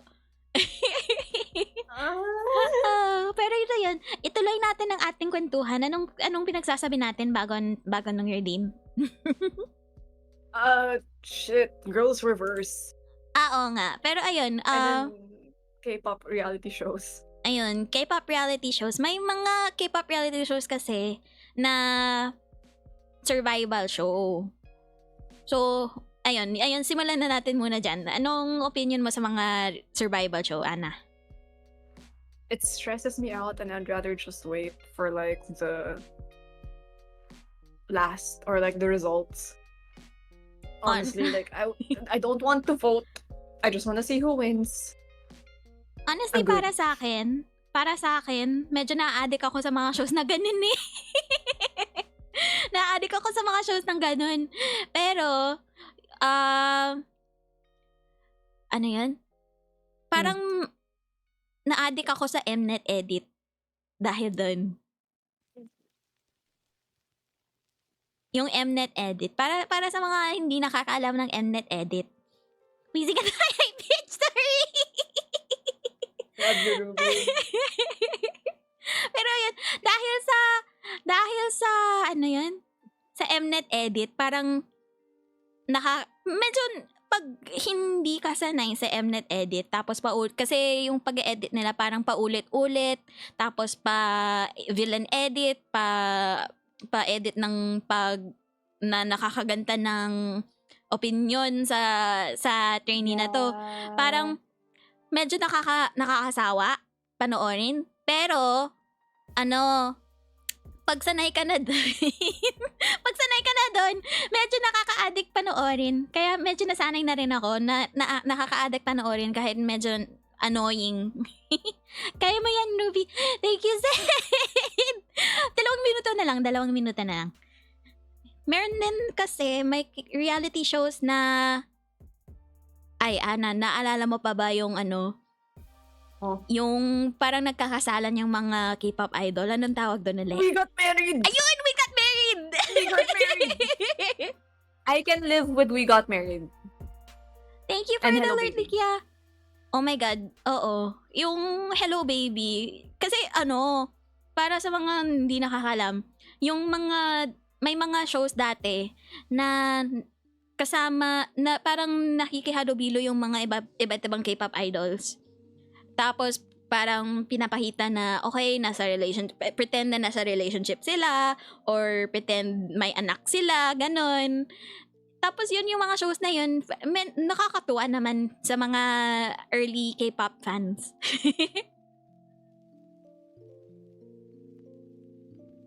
Hello? Hello? Hello? Hello, Kaiju said that his mom watched that show non-stop before. Oh my God! Which one? Yung We Got Married o yung Hello Baby? I think We Got Married. We Got Married. Because, okay, for people Okay, who are I'm looking for back. something I'm to back. feel good. Oh my God. For people who are looking for something to like squeal over, I do suggest watching Eric Nam and Solar. Oh my God, yeah. That was like peak Or rom-com. Like, if you I was want to- expecting them to get together. If you want to like ship even more, because people, like, honestly, like, I feel like they're the Aldab of We Got Married, Joy and Sungjae. Oof. Like, there's lots of people who still think that they're a couple if Crush weren't in the picture. I do think that too. Like, you had them washing their clothes together, and they had to hug each other through that. Yeah. Like, We Got Married pushed the boundaries of, like, I get that they promoted that as a kind of like, oh, imagine if this idol was in this relationship with this idol and then you put yourself vicariously through the idol they're dating. Like, I get that it's promoting to be like, oh, you can have your parasocial relationship kind of with this guy because you don't need to imagine it anymore. It's in the show, like what they would do in that kind of relationship situation. Yeah. Kaiju's mom watched the Red Velvet one. Oof. Oh. Ayun lang. Ayun lang. I do Yeah. feel like if Songjae and Joy got together, I do feel like Songjae might have mellowed down, Honestly, yeah, he probably would have. knowing how chaotic he is as a dude. But yeah, Hello Baby on the other hand, it's like the shiny one is still iconic in my mind to me. Jonghyun, rest in pieces, or rest in peace rather. Oops. It's okay. Yugun and Jonghyun was a nice duo. Was a nice duo for chaos. Right? They were adorable. And then I still like that Minho had like fatherly tendencies towards Yugun. I still remember the episode where Yugen was trying to wake them up and then he just like slapped one of the members. I would do the same. I would do the same. Key was such a mom in that series also. I feel so old talking about this. Oh wait, said, imagine being parasocial, so much hate, now time to send another Akatsupa to my VTuber Oshi, who I'll definitely marry one day. Yeah, parasocial relationships are in any like form of the industry, I think. What do you think, Anna? Yeah, I mean, stalker fans were a thing. Yeah, no, that's true. Sasang fans. Also, Kaiju, like, We Got Married with Joy was that good. Like, people were just shipping them left and right. Yeah, again, that's why I said that they're like the Aldub of We Got Married series. Oh, God. Yeah. I don't know how else to explain it. Their chemistry was just really good. Yeah. Yeah. Yeah. Oh, this is okay, a little bit of a segue. Mm-hmm. I was going through my Instagram because my friends keep like messaging me and shit, and then first thing I see is open audition in Korea. Oh yeah.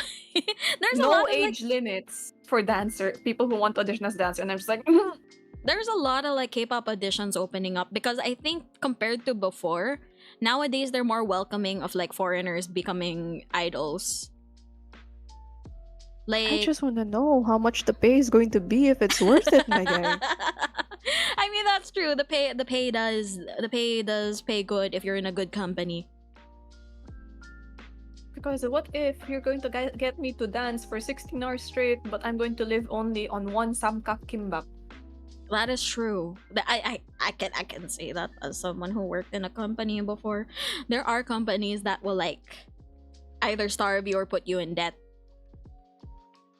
Yeah. And I don't want that. Yeah. I don't want that. So you have to be in a good company. Yay. Hold on. True parasocial relationships exist everywhere. I watch sports and I definitely want to marry my little Pookie Bear LeBron James. I mean, I feel like some girls do have a parasocial relationship with like as long as it's a celebrity, as long as they're well known and influential, they will have like some form of parasocialism, kind of like Sorry. at least in a crush level. Ruby, how do I pronounce his name? The 53 one? Said. Let me introduce you to this certain phenomenon in the Japanese pop idol verse scene. So you have these like certain girl groups, right, performing and all that shit. Some of them actually do marry their number one fan. Oh yeah, that is true. It's a very known phenomenon there. They end up marrying their number one fan who like throws all the money to them. Yeah, and even if the fan is like twice their age, they will marry them. Because Yeah. you know what's great? Financial stability. That is true. Sir! Kaiju, also, there's that one Japanese dude that got married to Hatsune Miku. Do not try me. Yeah, there's that one dude who married Hatsune Miku. And then like, did you see the tweet where he said like, hey, if you want to marry your VTuber idol, I approve. Sige, bako, kasalan mo na si LeBron James, ha? Let me know how the marriage goes. And let me know how much he's going to like finance everything, because Discord Nitro, baka lang. Kumo, I think in those definitions, in like what Anna's explaining, I think yeah, it's pay to win. It's very pay to win. Yeah. Okay, so I have a question for you, Anna. Okay. Do you, because we're going back to the question, okay? Do you count variety shows as reality Yes. shows? Yes. Okay.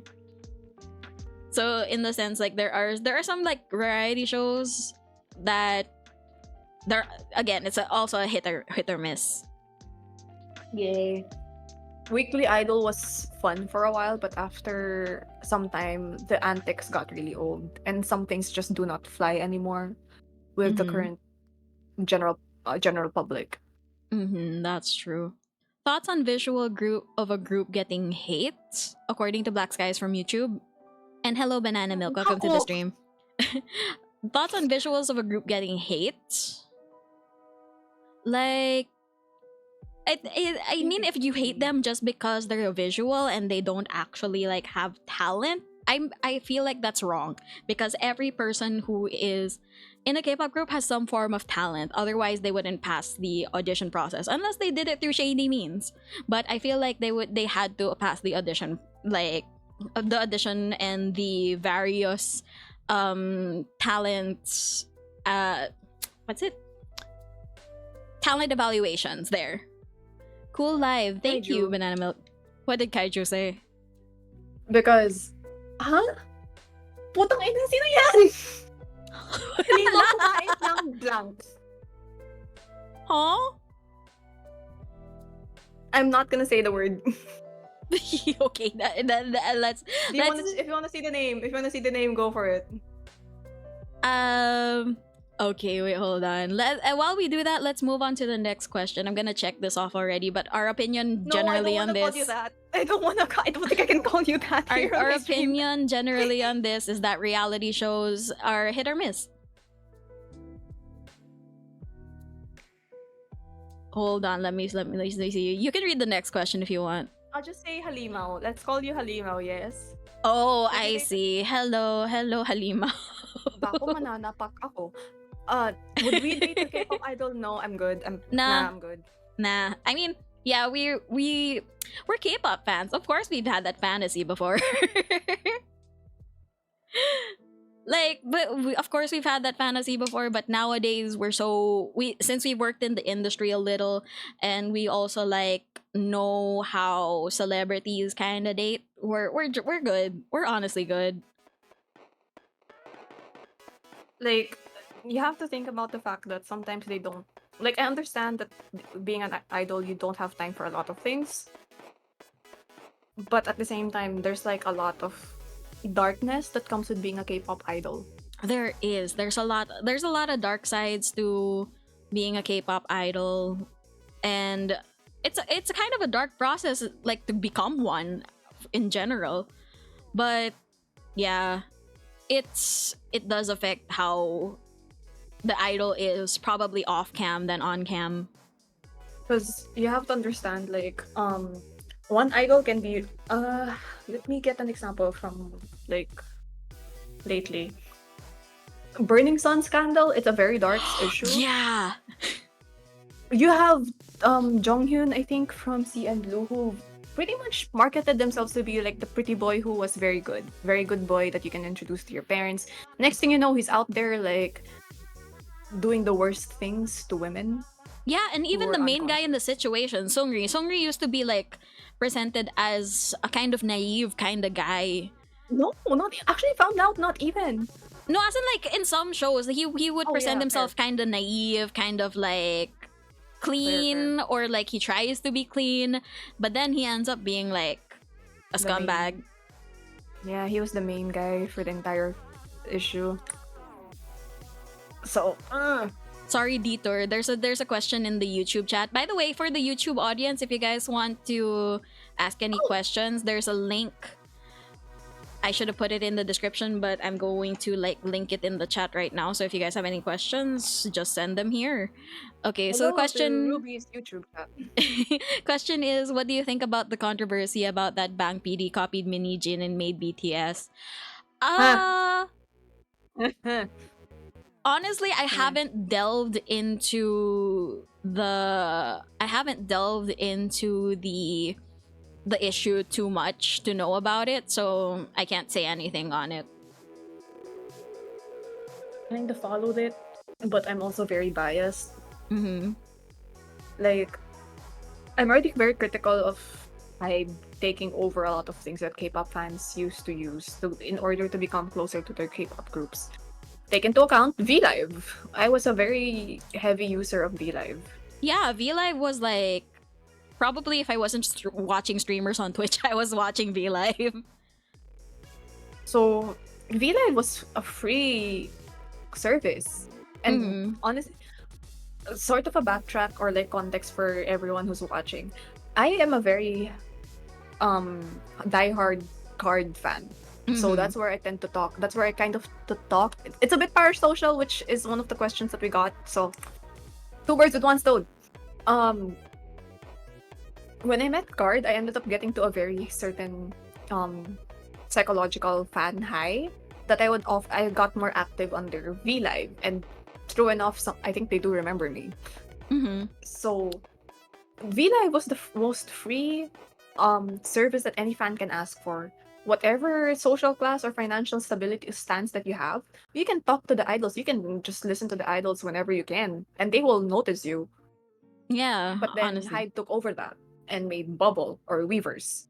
Mm-hmm. Weavers is a paid service. Hi Zaga! Thank Hi, you for the Zaga. 20 Thank you for the bits. bits. And Weavers, I understand the appeal of like being able to talk to your K-pop idols, but for that much money, dude, I can buy myself like probably Wagyu with it. It might not be the Mhm. top class Wagyu, but it's still Wagyu. Yeah, there's a lot of paid services now just to try to interact with your idols. Like, I remember there was a meme. There was a meme where I think they showed the scene in a K-drama. There was a K-drama that showed that there was this fan. They used to be so obsessed with buying merch and trying to buy the paid services and everything. But they showed in the in the K-drama that the fan stopped buying all the merch and all the subscription services, and she ended up Oof. buying a car from all the money she saved. I mean, guys, think about that. Yeah. Said, but So- Ruby and Anna, what if we can fix them? Well, see, what's going to be fixed is your physical hunger for them, but I don't know about the mental stuff. Also, yes, said I met Card. I can talk about that at another time because I think we're gonna go way out of topic for that. Yeah, Anna met Card. But again, back on the Hybe Min Heejin thing, both sides have their faults. I do admit that they both are not the best entities, but their Hybe did do something wrong, and I am kind of relieved that they did not win the case, because with the Korean responses, a lot of them are actually relieved that Min Heejin exposed Hybe for what they did. Mhm. Because that's actually a really strong reality that most Koreans have to go through in the corporate scene. And if Min Hee-jin is one of the strongest, one of the highest people in the industry, and she still gets shit like that, what Mhm. more like the regular corporate employee who's not as influential as Min Hee-jin? That is true. So that's where most people are siding for Min Hee-jin, but right now there's new new updates to the case where people are not siding with Min Hee-jin now, so it's a very hard thing to talk about. Sorry, Please going do not back to throw yeah. Yes, please don't throw pitchforks at me. I'm just saying what's been happening. Yes. Yes. Sorry, like lots of people are starting to pop up in the YouTube chat. Oh, hello. Yeah. Honestly, there's one question where I'm like, I feel like if we talk about it, we're gonna get pitchforks. But what do we think about the fans of BTS and Blackpink? Honestly, they appreciate what you love. Honestly, it's like any other fandom. Just appreciate what you love. Very passionate, I would have to say. Yeah, like a lot of K-pop groups, they have really passionate fans, and I'm sure, like working a bit in the industry, like I know that they highly appreciate their fans because they wouldn't be where they are if they didn't have the fans they have today. That is very true. Which groups do you stan? We answered this earlier. I'm more of a 17 fan nowadays, and Anna is more of a 80s or Card or both. 80s Card, DPR, yeah. Yes. Sungjin or Hyunin? I do not know who those are. I think Are you talking Hyunjin? about Sungjin or Hyunjin? I'm not sure Please. who Hyunin is. I don't know. I'm not familiar. I'm sorry. Jin or Jin? Are you talking about Astro Jin?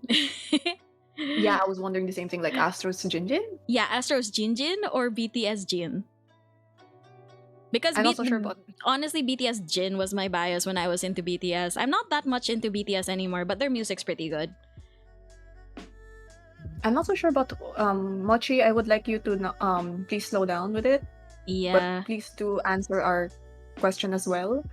as to Sungjin or Hyunin. What group is this? Yeah, we're And not if, familiar with the group. If any of Ruby's YouTube viewers can define it as well, please do. Yes, actually, like for those who have questions, can you guys send them to? Hold on, wait a second.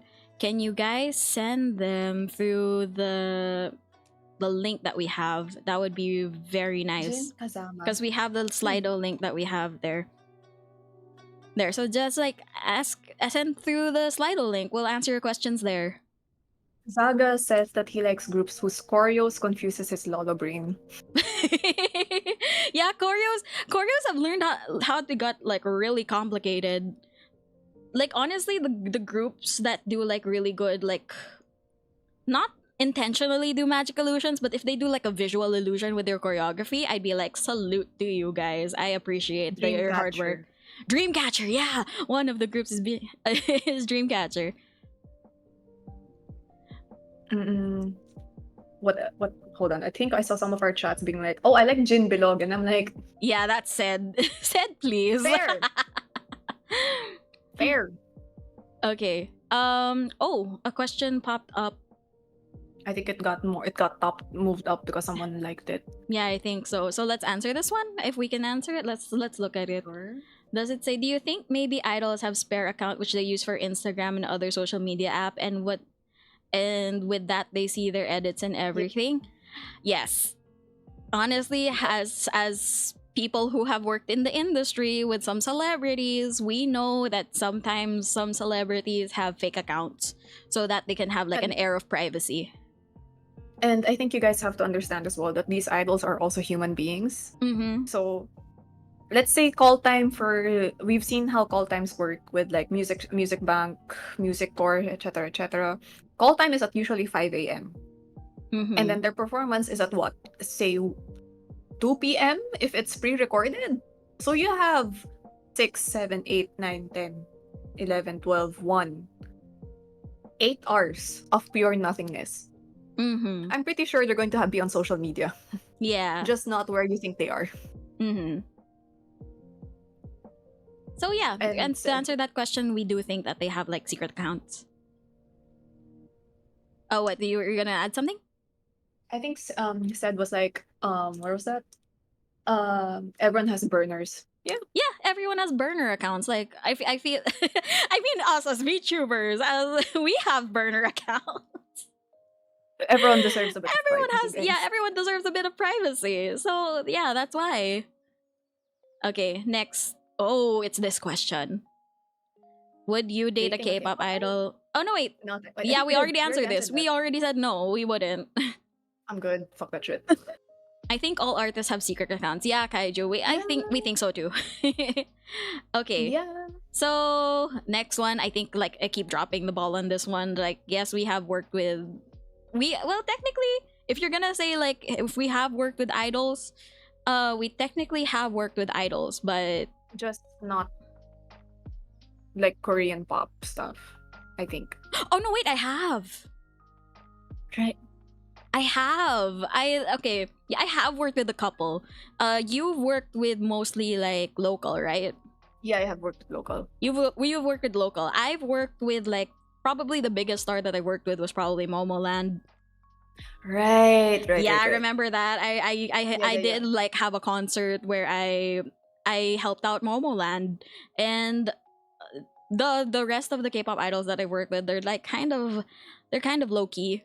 Like TRCNG. I have a story with TRCNG. I think I've mentioned it. Do I say it? Do you want me to say the story? That depends on you if you're comfortable with it. Okay, so just to tell you guys the story of TRCNG.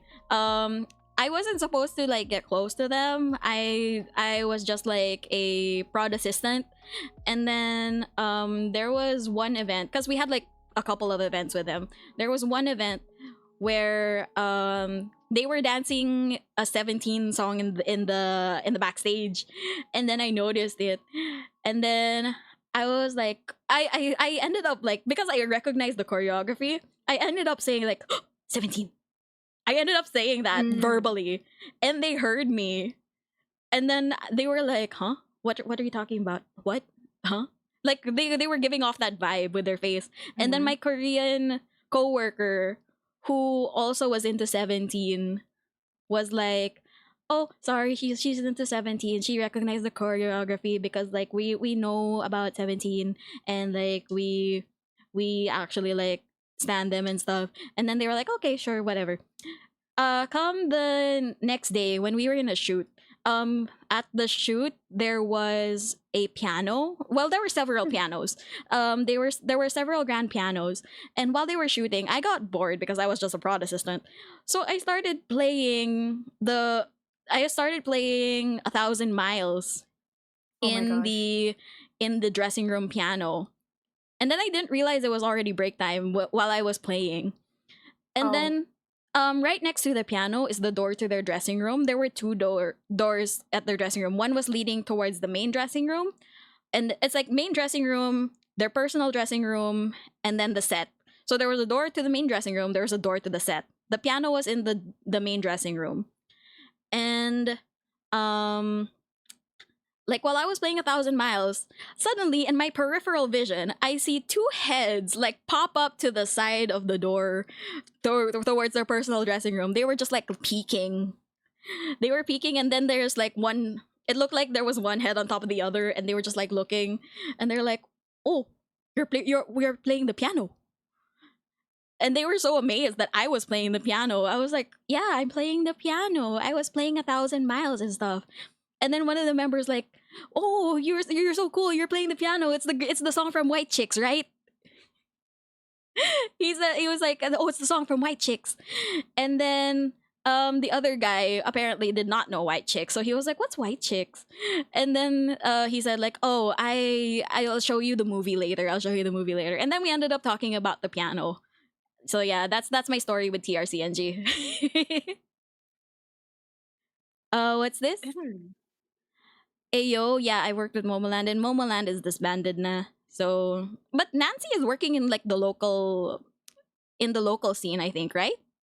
I'm not surprised if she is.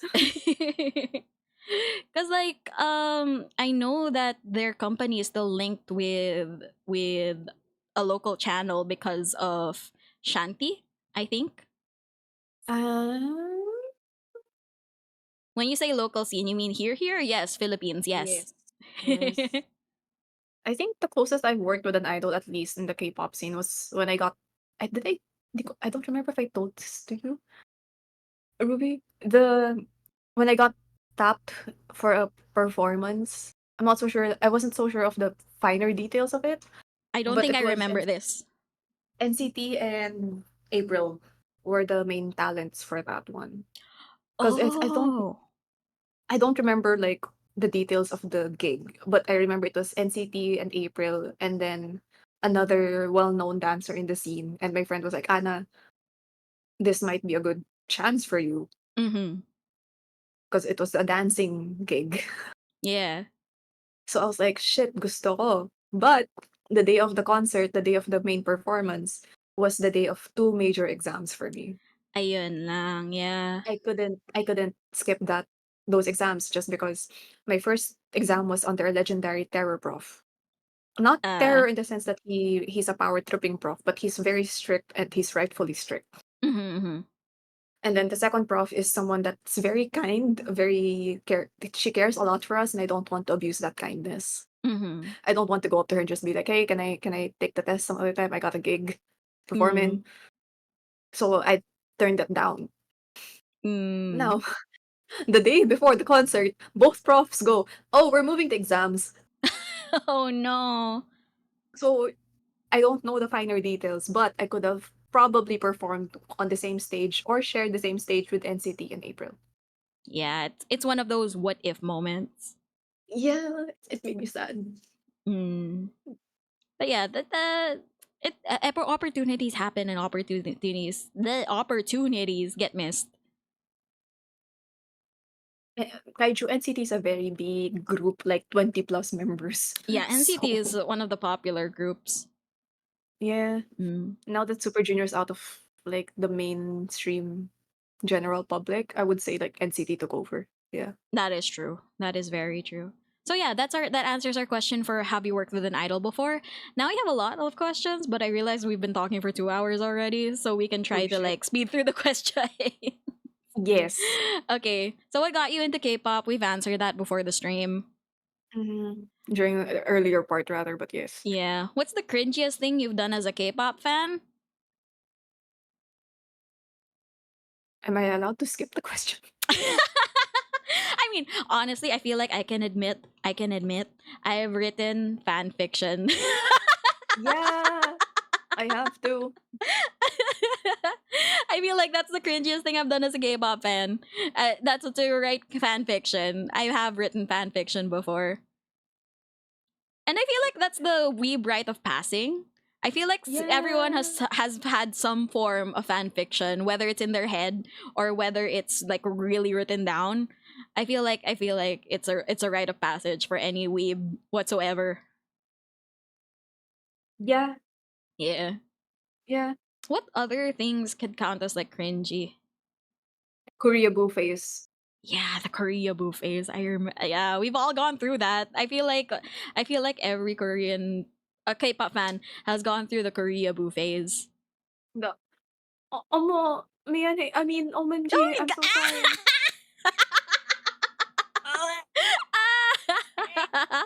the oh my Jinja, I'm so sorry. Wow, debak. Oh. Sorry. I mean, really? You know, Oh my God. Oh, can I share a story? Can I share a story? Oh no. No, I was at my internship. I was at my internship, and then I was working with other people in the internship, right? When they found out that I was like a K-pop fan, they could not stop saying debak.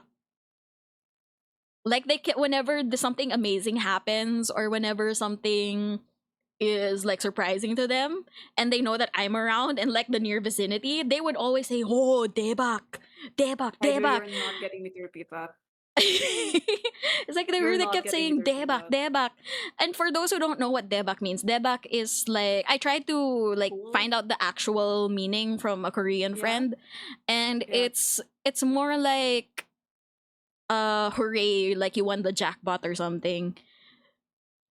So like it can be translated in other ways like cool, amazing, wow, but they don't use it as often as weeaboos do.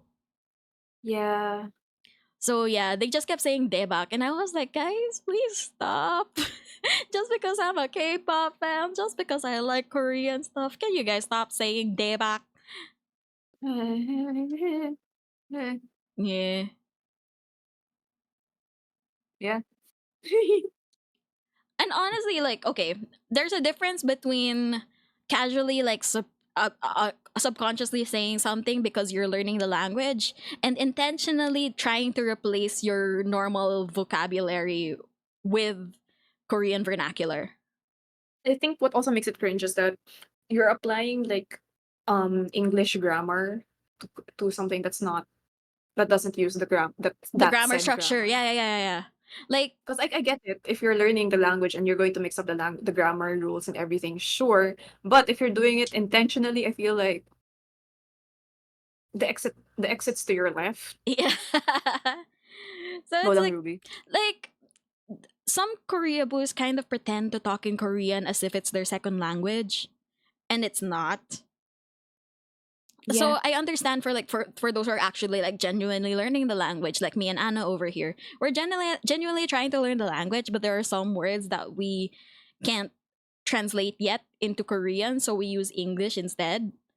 Mhm. So to kind of like Konyonese the Korean language is okay when you're learning it.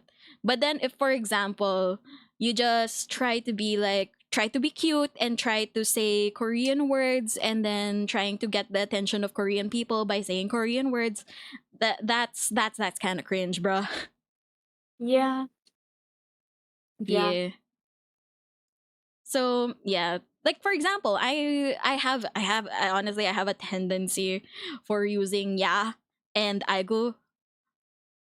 So I can admit Yes. that I do kind of do that, and I know that it's kind of cringe because it's during the times when I'm not learning Korean, but it's become a habit because I'm trying to learn Korean and I'm slowly like immersing myself in the language. Oh yeah, I have this. I have a similar habit where if I'm trying to figure out a word, I say "k."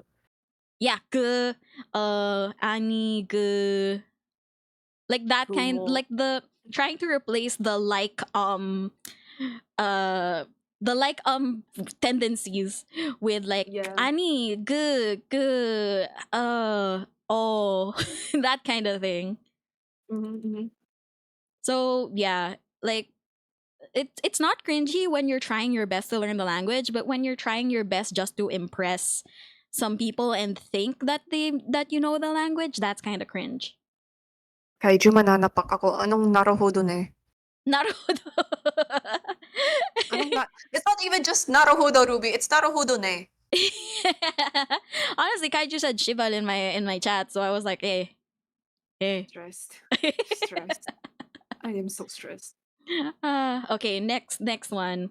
Have you ever gone parasocial? I can admit, yes. Yes. As a Korea weeb, there have been times where I have gone the Lulu, and like even in my 17 stream, like you guys have seen, where I was like, oh, Woozy's concept in this MV is kind of like a VTuber. That was a hint of the Lulu, but yeah, I haven't gone like full on parasocial. I can't even consider mine parasocial. uh, That was a time. Are you gonna explain further or? Let's just say back when. Thank God it's not a thing anymore because I feel like if it's a thing still now, it would be very messy. Mm. Back then, like Kakao Talk was really big, and a lot of Korean hip hop artists would actually use Kakao Talk to talk with fans. Mm-hmm. So I kind of got a chance to talk to DPR, like the entire crew. Oh, DPR. So I don't know if that can be parasocial. that's a tiny badge of honor. And then obviously card. Yeah, card remembering you is a big one. Yeah, that's I don't know if parasocial in the sense of like a group that I haven't met. Mm-hmm. In terms of the Lulu, I would think 80s. Mm. Just because I'm like, I would love to work and learn from them. Honestly, same. Like, there's a difference between going parasocial and just admiring the group. Yeah, I feel like but I haven't. Hmm? I was gonna just say like I haven't really gone to the point where I'm like, oh my god, K-pop idol did this. It's for me. Or oh my god, I'm meant to be with this K-pop idol. Yeah. Sorry. Me, I have like actually like done that. I can admit Well, I've done that. Where like I remember Woozy like he dyed his hair red at the same time I dyed my hair red, and I was like, oh my god, he's doing this because he's like he wants to show that I'm trying to pass my thesis because it was my thesis at the time. So it was just like yeah, that's another cringe moment. that the Lulu fine. happens, huh? I think that's fine. Mm-hmm. It's not to the point where you genuinely think you have a chance. Yeah, there are some that are like, what are you talking about? They're my husband. Or what are you talking about? They're my wife. There are some people who are already at that level. And I'm just like, you need to calm down. As Taylor Swift said, you need to calm down. Nene might cover Dreamcatcher's Odd Eye. Oh, let's go. Please do tag the two of us on it. We would love to see that. Yeah. Oh no, Kaiju said, I remember the guy na nagparetoke to look like Jimin. We know this person. Not personally, but we know him. He's very popular. He's trying to get the hearts of the Filipino masa now. So Yeah, he's trying to become like an alpha straight Christian man now, Filipino man. Because he's trying to like hook into the SB19 fandom, because it's like apparently it was bigger that at the time than BTS for a bit.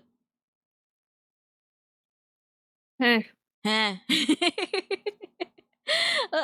All I can say is that guy that guy is the epitome of the Lulu. Yeah. Yeah.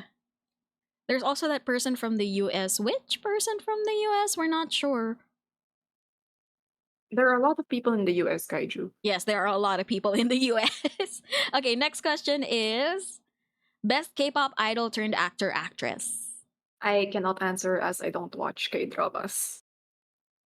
The one that I can think of that is the only one I can think of actually is no, actually, if we're gonna count the past ones, Sully. Oh. Shit, I have Yeah, so Sully is like a hard topic to get into, but she was such a great actress. I can admit she was such a great actress. But if we're talking about like the ones who are still currently working, the only one I can think of is Chan Woo. I can't say anything. I'm so sorry. No, because like Chan Woo, like he's the only one I can think of that's still pretty active. Other than there's this one guy from SF9, who's also Ro? like acting. No. His name starts with a C. But yeah, he's another K-pop idol actor actress guy. He was in Sky Castle. That's why I Chani? remember him. Huh? Chani? Yeah, Chani. He was okay as an actor, but the best one I can think of is the most popular one, which is Chaeun Woo. Now, if we're talking about K-pop idols, I wish were actor actresses. 17's Wonwoo. He has the look. He has the look. In the recent music video, he proved that he can do fight scenes. And then have you seen that one time, the one time that they were in like a talk show? I forgot the name of the talk show, but it was with Yoo Jae Sok. He, like, part of the interview, he was asked to pretend to be this K-pop idol girl's boyfriend who cheated on the K-pop idol girlfriend. Huh? Yeah. So he was pretending to be a guy who cheated, and the K-pop idol girl is supposed to act out that she's being cheated, that she was cheated on. And then it was so intense to the point where the where the other members of the group were like, "Is this the quiet guy of the group? How is he pulling out these acting chops? What's happening?" Thank you, Annie, for the hydrate, and also Ren for the hydrate. But yeah, Wonwoo has proven that he could be an actor if Pledis allows him. Ikaw, Anna, do you know any like K-pop idols you think would be good as actors or actresses? I think I would have wanted how to say it, because 80s has acted at one point. Oh yeah, they but did. I did not like the show at all. The show was a choice. The show was a choice. The show was giving 2013 plotline. So I did not like it. I was disappointed. But I do see potential in 80s as Yunho. Because he's very tall, he's a very pretty boy. He has similar looks to Rowan. But he knows how to make himself look more menacing, which I wish could have been more maximized, utilized.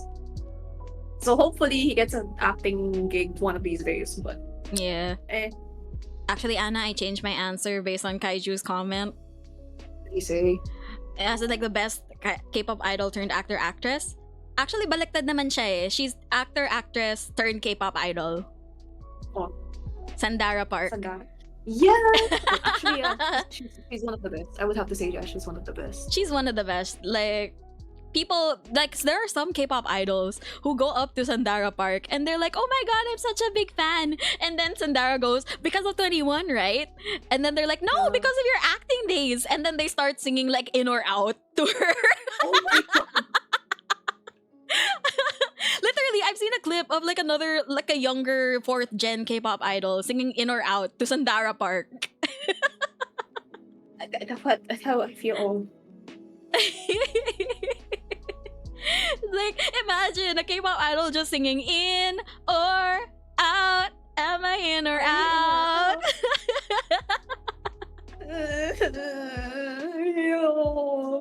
In or out, sana'y okay sa'yo. Yes, Annie. Yeah, Sandara Park is a good like actress turned K-pop idol. She's great.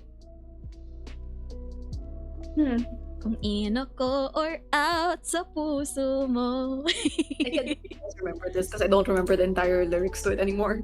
I'm just remembering it because Annie's saying it in my chat right now. As they should. Okay, next one.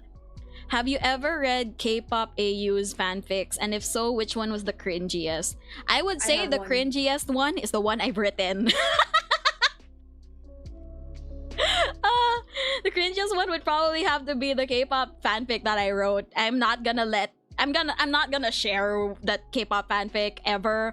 That can burn in like my weeaboo hell. I know one, and I can talk about it because I did not partake in it. Question mark. Mm-hmm.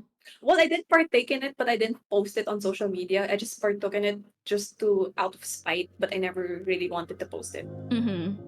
It was more of like, this is so stupid. The plot is so stupid. This is not going to happen. I'm going to make one myself and fix this entire bullshit. Mm-hmm. But I didn't want to post it just because I know it was going to cause chaos and drama. Because there's this trend right now with like K-pop fanfics, especially in like the newer generation of K-pop fanfic sites, be it Tumblr, fanfic.net, if that's still a thing, AO3, etc., Mm-hmm. where certain K-pop fans will write a fanfic about their entire favorite K-pop group, but then the difference there is that they add a different person. They add their OC into it. Oh, self-inserts. The self-insert wherein you have, for example, 80s for eight members, all of them guys, and suddenly you put in a female member. Yeah. And then apparently the female member is dating one of the members, and I'm like, you know? Yeah. You do realize that that at least with 80s, because I had, guys, you don't understand how spite fuels me. I had to do research. I had to do research with 80s as concept to be like, none of these. I understand that it's self-indulgent, but I do find it cringe. Mm-hmm. Personally, I found it cringe to the point where I had to do my own research out of spite and be like, okay, so what's the concept that 80s is trying to go out here, and what is everyone's role in the story? So I had to research as to how, like, okay, how am I gonna put this OC into the concept? How am I gonna put OC into this certain fucking era? What is this person going to wear? All of this and all of that, and I'm just like, I don't like how gendered they made it. Mm-hmm. But that's also because I'm not really I don't really identify perfectly with like being a woman. So it's just a very weird rabbit hole to be in. That's the reason why I didn't post it, is because it's like, if I post this, it's going to cause a lot of drama because I did it because I don't like it. Mm-hmm. And it's going to shit on a lot of people, which I don't want to do. Yeah. But there were I can admit there were a few good crackhead ones that I actually like personally like indulged Which in. one? Like, for example, I wasn't into BTS anymore that much at the time, but there's this one that I read while I was at work because I was so invested. It's a Twitter AU in which the BTS members interact with this Dora the Explorer update account. And then the Dora the Explorer account was apparently like run by some demon spawn someone. I can ride with that. And then it's like it was trying to figure out how the BTS members are gonna survive knowing that they're haunted by this by this Dora the Explorer Twitter account. I can ride with that. I was so invested in it. I remember being so invested in it that one time I got called by a scam caller. And you know what I did? What? There was a video in the Twitter thread where it showed a video from the Dora the Explorer account, but it had demon voices. So when the scam caller called me, I played the demon noises and put my phone to my laptop. Help? And then the person was like, fuck no! End call. Ah. Ah. Sorry. That's the one reason why I remember that, like, Twitter AU. Oh my god. Yeah. So yeah, there were cringy ones, but there were some that were like actually good. Yeah, actually, I remember there was this one horror AU for Mhm. BTS. I wasn't even a fan of BTS anymore, but was it BTS? I forgot, but it was very famous because of how it got the entire Twitter, K-pop Twitter Invested. to talk about it. Yeah, Yeah. it was a horror one because they were like guessing who was the killer, who was going to be killed next, how are they going to be killed next, so on and so forth. Oh yeah, I think also like at the V Live, they also like hinted at reading Yeah. the AU as well.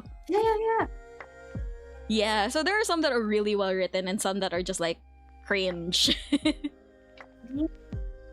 Okay, next question is, what are the top 3 things you wish would happen in K-pop?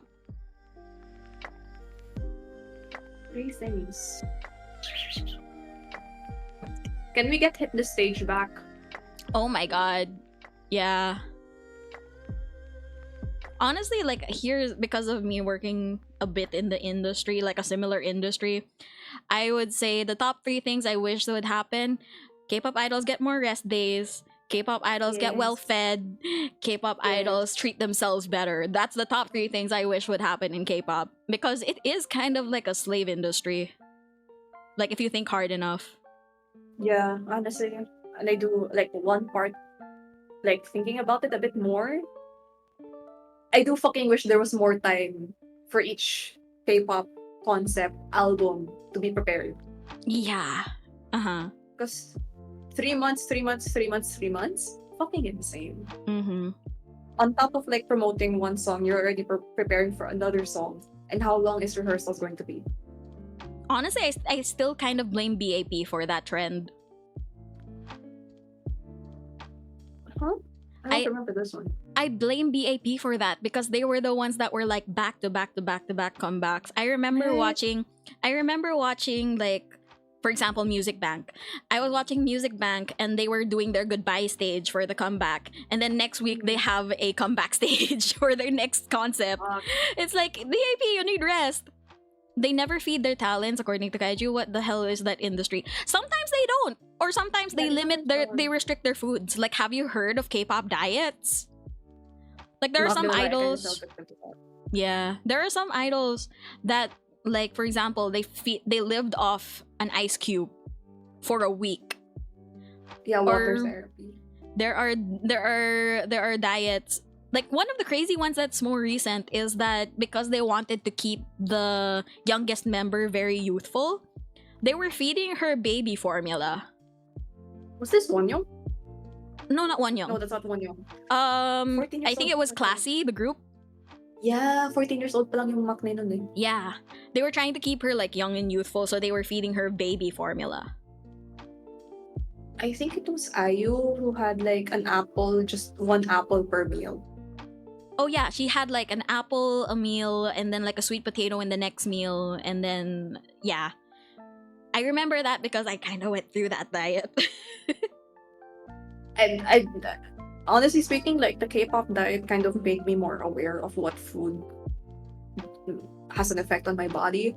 Mm-hmm. So, Yeah, Fuck, K-pop I don't diets like are that. wild. yeah. So yeah, that's my 3 things that I would wish would happen in the K-pop industry. Do you have any more to add? Besides hit the stage and more time between preparations, I wish also that people stop with the bulk buying. Mm-hmm. 50 albums just to get what? A shot and fucking fan calls? What? 50 Yeah. albums just to get the photo cards? It's not, it's stupid. It is. Also, major bonus, can we stop with the boyfriend girlfriend image? Oh, okay, yeah. It's just feeding into the parasocialism. Yay. That's it. Yeah. Kaiju said, "What in the medieval torture is that kind of treatment?" It happens. It happens. It does happen. It does happen. So there. If you look at the newer K-pop generations right now, you can actually like see who you can kind of take a guess rather. Yeah, that's true. Okay, next. I don't want to continue that, so yeah. Next. Oh, okay. This one is a misconception, kind of, for me. If BTS had not opened the floodgates to Hallyu in the West, which group would have done it? I say they're not the first ones to bring it to the West. Most Yeah, people they're assume that it's them. But OG fans, the ones who are in the first gen, second gen, no. We know. Wonder Girls. Wonder Girls was one of the ones that like initially like brought it to the West. Like, Yeah. but in the end, once they got their popularity, JYP pulled all the wrong moves. Yeah, it's JYP as usual. Yeah. I remember they have like a Nickelodeon movie. Right. I watched that Nickelodeon movie. I remember it. Oh, but yeah, Wonder Girls was the one who brought it to the West. And then even before then, I feel like it was also like the group, the kind of like the collective thing of Super Junior and Girls' Generation. Yeah, for sure. Yeah. For sure. BTS they- just made it more mainstream, I think. That's the thing. Ish, I guess so. Like, they made it more mainstream in the recent day. Yeah, I think more of BTS catered to the taste of the West. Yeah, they did. They were the group that knew what the West wanted. Mm-hmm. And they catered to it. And I feel like other K-pop groups are trying to cater to the West as well because they see that K-pop is becoming more mainstream and westernized. Heh. Some hit the mark, some missed the mark. So, Yay. yeah. Next. Have you ever thought of a career in K-pop? I feel that's related to our audition stories. Partly our audition stories and partly where our careers were. Yeah. Because technically in our careers, we feel like we've already had a career in K-pop, kinda. Yeah. I can admit I did work with a Korean producer before in Korea. Like I was in the recording booth and everything. So yeah, I do remember that. What else? Honestly, if I put my dancing a bit more seriously, or if I had like proper support ish, I would have probably like been dancing with some of our idols by now. That is true. That is true. Maybe just maybe. Kaiju said Gen 1 started the westernization, the rest kept it running. That is true. Yeah. Yeah, that is very true. Okay, next. Oh, this is more of your question. I would say yes. Like considering hip hop and R&B as part of K-pop, like if we're going to go into the definition of what K-pop is, that's Korean popular music. Mm-hmm. Now, Korean hip hop and Korean R&B, they can become part of K-pop if it enters the consciousness of the general public. Mm-hmm. Case in point, J Park's Momme, Zico's Any Song, Mm-hmm. Bermuda Triangle. These are songs that are very much in the hip hop. Oh, also like Keith Ape's Itjima. Everyone was singing to Itjima. Mm-hmm. 2016, 2017. Fucking going Itjima, underwater squash, skirt. Yeah. It can be considered part of K-pop once it hits the general public, wherein everyone wants them to perform in university festivals. Mm-hmm. I cannot consider like hip hop player or Waterfest as like part of K-pop because that caters more to the Korean hip hop R&B audience. But if you're able to get yourself into the approval of the higher ups of like universities, you're set. You're part of the K-pop scene now. That is true. That J is Park. true. if you get your shit into with JJ part, you're part of the K-pop scene. Yeah. Okay. So yeah. I can't answer for that because like all I can say is that music is music, honestly. So I do think that it's part of the K-pop genre. But if you want a more in-depth answer, there's your answer from Anna. Hey. Yeah. Next one is the 5th gen groups have slowly veered away from assigning roles positions to members. Yay or nay? For me personally, I feel like it's a yay in the sense that you don't have to keep a label on people, but at the same time it's a nay because you're getting to know groups that have like 5 members, 6 members, 13 members, 20 members. So for the bigger groups, I feel like you do need that label of the position of the group. Especially with groups like NCT. Mm-hmm. And 17. Like 17, thank God that they divided themselves into 3 so that it's easier to memorize the group. I feel like what would be good for like 5th gen is that they initially have the positions, at least for like the first few comebacks or first few promotions. Mhm. And then as they mature, they can take away those positions and start experimenting. Yeah, definitely. Because, like, for example, that's what 17 did. For example, there are people in the vocal unit, the performance unit, the hip hop unit, but then you have the leader of the performance unit belting out to certain songs. You have the leader of the hip hop unit singing a ballad. You have a member of the vocal unit doing the dance break. So it's an initial label just to be like, okay, that's your specialty, but it doesn't have to define you.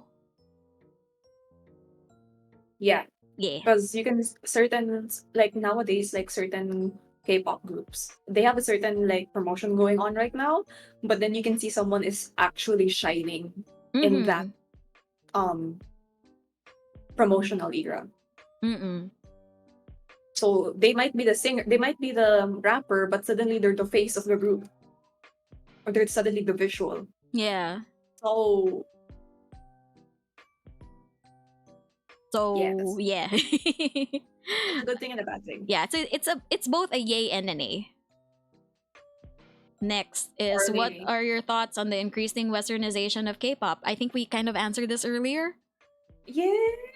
But I guess to give like more in-depth to it, I like that they're being more global in the sense that there are songs that like non-K-pop people can listen to and be like, oh, the lyrics are English. I can understand this. I can jive to this. But there are some that are like the English lyrics are not Englishing well. Yeah. So it's a hit or miss again. What do you think, Anna? I feel like introducing yourself to the West is nice, but like removing what makes K-pop is not the best thing. That is true. That is true. So yeah, keep the Korean language. Yeah, please. Okay, next question, and I think we know who asked this. Thanks, Kaiju. Would you rather join or manage a friendly and liberated but struggling K-pop group, or a very strict and toxic one but top of the entertainment industry? Did you mean Card?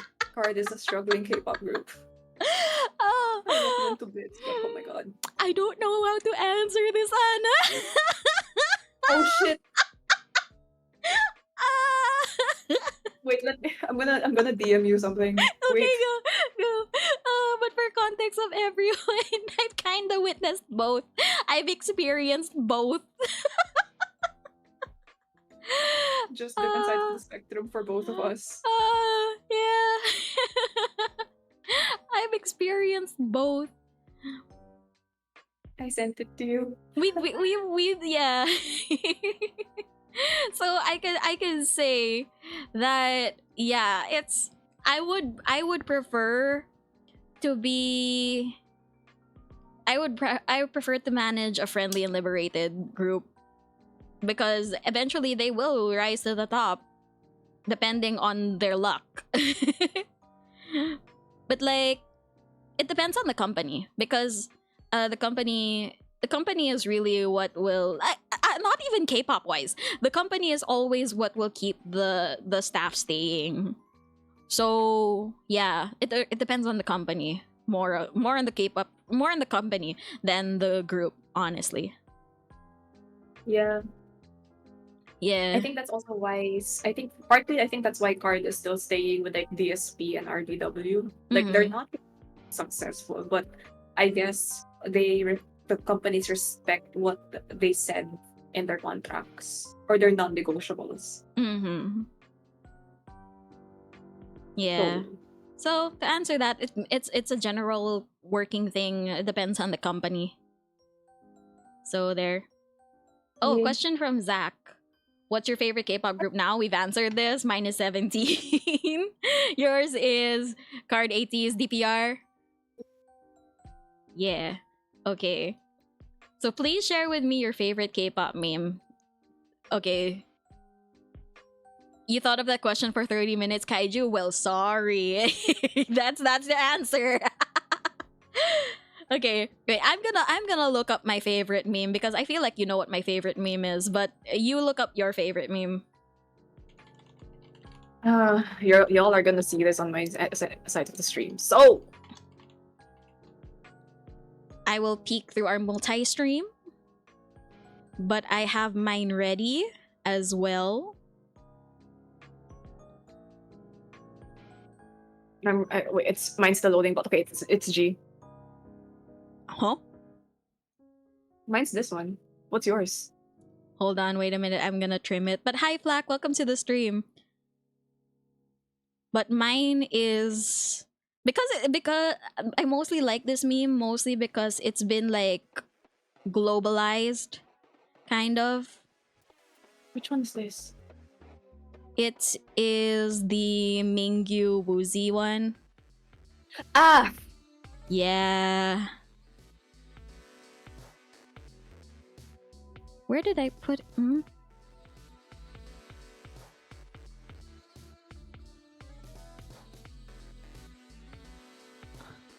Oh, wait, whoops, sorry. That was a wrong. Where did I put it? Google? No. I'm trying to find where I put my window capture. There we are. Okay. So it's very small on the screen, but it's there. It's this one, the green room with Woozy and Mingyu. Woozy about to hit Mingyu with a guitar and all that. God bless. Honestly, guys, you this should check one. Ruby's stream for this. Because the reason why I like this meme is because it's so popular. It's so popular, and like even in different fandoms they have their own version of this meme, but it's originally a 17 meme. It's because, okay, for the context of what's happening here, Mingyu and Woozy were kind of like joke fighting each other. They were like attacking each other and everything, and then like in their trainee days they have like these cards to show up to the live stream cameras that are set up everywhere. They had like a setup that's kind of like Pinoy Big Brother in the sense that everyone is like there's like a camera looking at the training room. So the cameras, they were trying to shoot these cards that they flash at the cameras that are watching them, and then they fight until they get off cam. And then when they come on cam again, Mingyu is running away while Woozy is running at him with a guitar. and then it became this scene that you see in the picture. Kaiju said life and me. Yes, it is life and me. I mean, it's like a timeless meme for even other fandoms. Yeah. So which one is yours favorite meme? Have you seen Jackson's? It's Jackson one. Oh, I haven't seen this one. Feel free to come to my stream for this. Yeah, go to Anna's stream to check this out. Because this was an interview and they were asking Jackson, so how did you learn Korean? And then he was like, I mean, you know, JYP provides the lessons and everything. Oh, I think I know this. So they were like, oh, so you're good so like you improved your Korean through your work. And then he's like, actually, it improved from dating Korean girls. Yeah, I know this one. And I'm just like, this motherfucker. So They were like, oh, so you were that guy. Ha ha ha. Finger guns and everything. And then he says this. Wait, what does he say? Hello, annyeonghaseyo. Just jokes on. Or the face that he made when JYP and Hwasa were working together. Oh yeah, there's that. The one where like he was like he had the most what the fuck face ever. What was that? This I'm not even gonna show it anymore. It's already there. Yeah. All right, so that answers our favorite K-pop memes. Next is who is your bias destroyer? So I'm thinking they mean who's our bias wrecker. And honestly, for me, it depends on the group. Wooyoung of 80s, motherfucker. Motherfucker, putang ina niya. Gusto kong manapak. Gusto kong manakal.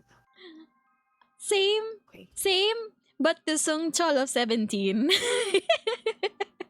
It's like, god damn it, why are you the leader type? Why do you look so alpha? I hate that I'm using the term alpha, but it's the only way to describe you. Yeah. Wag mong isama ang 80s at si 80s Wooyoung at Sungchol ng 17. Putang ina, masistress ako. Yeah, don't do that. That's gonna be a deadly combo for the both of us. When Wooyoung performed fucking Christopher Martin's Bad, I wanted to just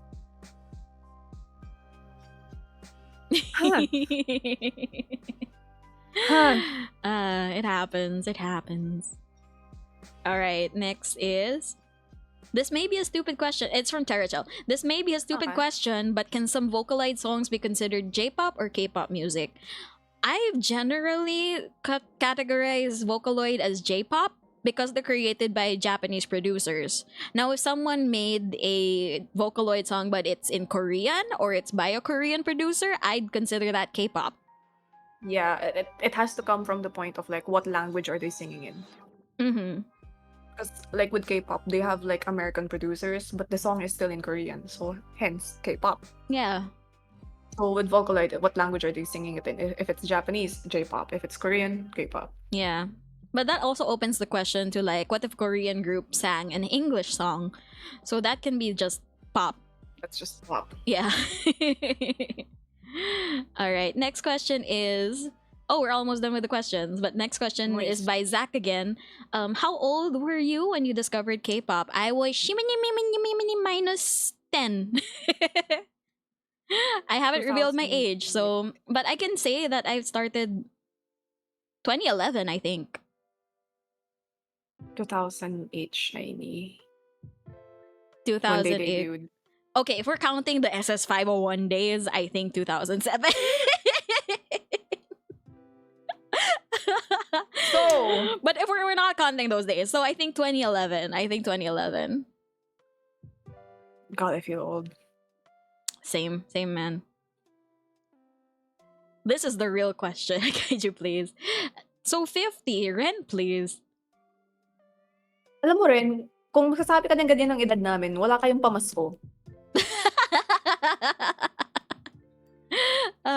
Okay, next question is, what do you appreciate about each other's knowledge in K-culture? Compliment each other. Wow! Wow. Compliment each other! Oh my God. Holy fuck. Okay, sino mauna? I would say like for you, like one, the vocals. The way you're able to like pinpoint what can be improved on. Mm-hmm. You the way you like what's the word? You know what can improve what can make a K-pop group improve, especially the K-pop scene, which I'm really great for. Mm-hmm. Also your which is not something that a lot of K-pop fans can do, like being able to criticize a group but in a way that you want them to improve it. Mm-hmm. Especially in the vocals, because that's what they're meant to do. Mm-hmm. They're meant to sing. People forget that. Mm-hmm. As for like the Korean culture, encompassing the Korean culture, I would say like your knowledge, your passion for like learning the language. Mm. girl, you have more passion than I do when it comes to learning the language, and you've improved a lot. No, Like, I don't think can so, we- man. For the people in Ruby's chat, let's give her a round of applause for improving in Korean like immensely, and the fact that she actually has studying streams just for Korean. Anna, please. Ayun, it's the iconic line. I said it. It's been a while. It's been a while. uh, but then for me, I think I could say the same thing about you when it comes to like idols. Like you know how to be critical with them, especially with their dance skills. You know how to be critical and not be just like not fall into the rose-colored glasses that they try to put on every fan. You actually like do your research. You actually like try to relate how it is into culture, and you're actually like, I like that you're open to a lot of genres. Like you don't exclude yourself. You don't like limit yourself to K-pop. You also like dive into the hip hop and R&B scene of K-pop. So I really like that you're diverse like that. And then in terms of the culture, I still really like how you're like no bullshit, will do the research before actually saying my opinion kind of person. Like you will try to educate yourself first before giving your opinion on stuff. So like I like how you're well researched and like you actually try to know your shit.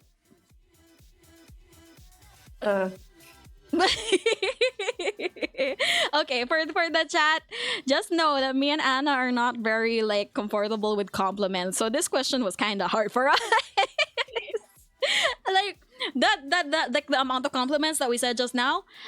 Trust that that's gonna be like the compliments that we'll say to each other for the next 5 years. That's like finished our quota for the next 5 years. Like we've been friends since say what 2010, 12, Yeah, I think 12. and we haven't really talked to each other in that way. So Yeah, we've never like talked to each other in that way, but we've real talked each other into being like, dude, you're well knowledged and well versed in this, and you know you're in the right, and you know that you deserve the compliments. We're like that. yeah, our compliments are not in the sense of like, oh my god, you're so pretty. Oh my god, slay. It's just to give yourself credit. Yeah, we're very much like that. So yeah. It feels very fucking weird. You won't hear another compliment from us for like another few years. Yeah, definitely. Okay, next. Enhypen or Astro? Ooh. Those are two different sides of the same coin. Yeah. For me personally, since I don't really know much in Hypen stuff, I would prefer Astro. I'm not very well versed in Hypen stuff. I just know that they were a group that was formed from Island, the reality show, and that's it. Astro, on the other hand, I actually like became a fan of before their debut, so I know some stuff about them. For me, they're both groups that I would love to learn dance from. Mm-hmm. But the thing that makes it hard for me to actually say an answer to this is because they're doing two totally different executions of what open style is. Yeah, that's true. I A mean, bit of every go lang. K-pop group has their own style, so it's hard to pick one over the other. Yeah. And for people who are, paying attention to my stream or whatever, you would be surprised if I'm saying the word open style. Mhm. Most people know it as either hip hop or urban. Mhm. But things have been changing in the dance scene, and a lot of dancers don't want it to be called urban, they want it to be called open style. Mhm. So hence me calling it open style. Now the thing with Enhypen is that yes, they're clean, but they're still very much in the tougher, grittier side of what dance is. Mhm. And a little bit more on the storytelling aspect. At least from what I remember with Fever Mhm. and Drunk Days. But Mhm. Astro, on the other hand, is very much more cleaner. Mhm. Cleaner executions, cleaner lines, where if you stop the scene if you stop the video, you can see clearly where their arm is. And Hypen, when you stop the video, it's a blur of movement, which is not a bad thing at all. Mm-hmm. So it's like perfectly fine. Also, I think it'd be safe if we can close the questions now, just because it's already like 10 minutes to 11, and tomorrow is a work day for some of us. Oh, right. But I think because it's like the last 5 questions, I think we can just breeze through them. Yeah, so again, for me personally, the dance aspect, I can talk about that in another stream. For me, I feel like Astro, if you want cleaner feelings, cleaner executions of the music, and Hypen if you want something grittier. So Mhm. I cannot give like a clean answer for that. My bad. All right. Okay, breezing through. What are your reviews on "Lose My Breath" by Stray Kids? I have not heard it. Sadly, it's in Have my not list of watched. songs to listen to. It's in my list. Have not watched. Sorry. Yeah, I haven't watched it yet either. I will listen to it later though. What's your favorite K-pop group? We already answered this. Sorry, we won't be repeating it anymore. Yeah. Lambingin Mo says, which in your opinion is a starter pack for newcomers in the K-pop community? I would say like the K-pop playlist on Spotify. Yeah, honestly, like I know a lot of fans now. They started out as like listening to like K-pop songs that are cute in the cafe, kind of like songs. They started out with that, and then they went into more K R&B, and then they transitioned into K-pop through there. So yeah, background music, K-pop background music. If you want to listen to it and then like find out like, oh, this artist is actually really nice, just go transition through there. But if you want like immediate, directly dive into the K-pop Scene, I guess. scene, I think just dive them into the more mainstream songs, because the Yeah. more mainstream songs, it's proven like by the mainstream that the mainstream actually likes it. So transition them Yeah. into like getting to know the mainstream songs, and then if it's their taste, like for example, oh, this K-pop group is a little bit like Taylor Swift, so if you listen to it, Swifty, like if you let your Swifty friend listen to it, they might dive into K-pop. And I say might because it's not gonna force them into K-pop, but it might get them into K-pop. Yeah. Yeah. Okay. Next. Oh, I'm confused by this question. What's a good song from K-pop to relapse on?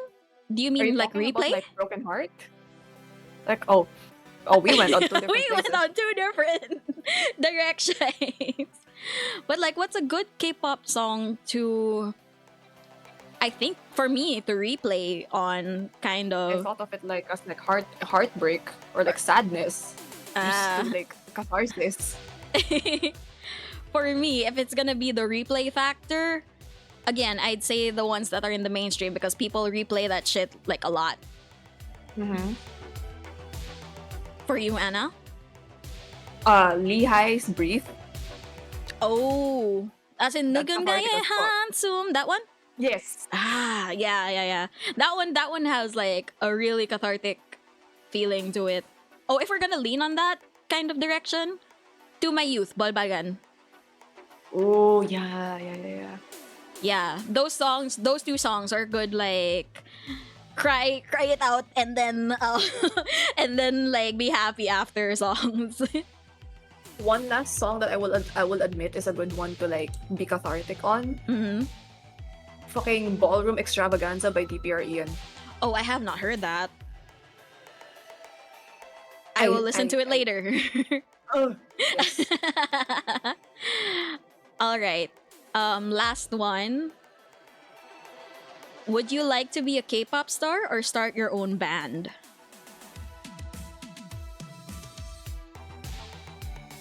I would like to be a K-pop dancer. For me, I say, like, I don't want to go through the rigorous training, because I've seen people go through the rigorous training. But at the same time, you kind of need some discipline to become an entertainer. So I say just become your own talent and have your own agenda. Be indie. Yeah. Yeah, just be indie, and then eventually like you'll get adopted by a distribution label. So yeah. Chaos Crew group with Eriko in it. I mean, Chaos Crew does have Eriko in it. Bakit may Chaos Crew group with Eriko? Ba't may kailangan pa is i-define that, yeah, Eriko's part of this? Yeah, diba? It's like, damn. And then I think that's the last of our questions. Let's go! Yeah. We did it! We did it! We did it! We did Oh it! my Yay! This is the longest stream I've done by far. Oh wait, there's one question that popped up. Like really last question. Oh no, that's a Which K-pop group did not age well? You are not getting that out of me. For me, I honestly think it's the groups that did not end up succeeding because sadly they disbanded. That's the definition of did not Yeah. age well that I like lean on. Yeah, actually, yeah. Yeah. So yeah, that's our little Q&A. How did you find it, Anna? I haven't talked that much in forever. Well, yeah, almost 3 hours is a lot, man. But we're streamers, of course we talk a lot. Oh my god, but that was a great like little chit chat about K-pop stuff. Like me and Anna, we barely talk about these things, so it was good that they were like able to talk it out to you guys. Yeah, these like there were some questions that are talagang napaisip ako kasi like what if? Oh my god. I'm still saying BB and Tinashe, please. Yes, BB. Yeah, that was a great stream, and I highly appreciate that we were able to do it together, Anna. Thank you, friend. Thank you, Roby. Thank you, everyone who watched. Thank you so much for dropping by. Do you want to say your final goodbyes before we like separate for a bit to like say goodbye to our chats? Thanks for listening and watching. If you guys still have any other questions, you can ask us in our future streams. Or ask us in our Discord, actually. Yeah, there's also our Discord, but also keep in mind that we won't, what's the word? We're going to answer honestly. So if you think that we're not gonna answer in a way that you want to hear, save it. Yeah, if our way of answering today was not your cup of tea, then don't bother asking. I'm sorry, because you're talking to the two real talkers of the Chaos Crew. Okay. Yeah. So yeah, thank you guys for dropping by. We will do our little chats and just deafen for a bit. I will see you in like a little bit. Yeah. Okay. Let's all move to my lobby. Yes, there we go. Okay, so thank you guys for dropping by the stream. I highly appreciate that all of you were here, and I didn't expect that there were so many questions. Like, it was a lot, man. It was a lot, and I didn't expect it to like finish in 3 hours, but we did. We finished it in 3 hours, and yeah, we got to talk about like lots of things. So yeah, if you guys have any more questions, we have the Chaos Crew Discord and everything, and we're just chill. And if you guys like the real talking, then just contact me or Anna there. And then okay, so who should we raid? Let's see.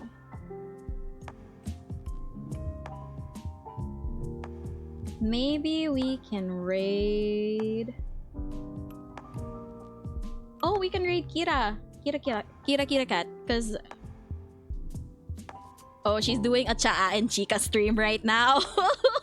Like VTuber Cha and Chica with Doña Kira Crab. So if you guys want like the Chica and Chismis, let's send the community her way then.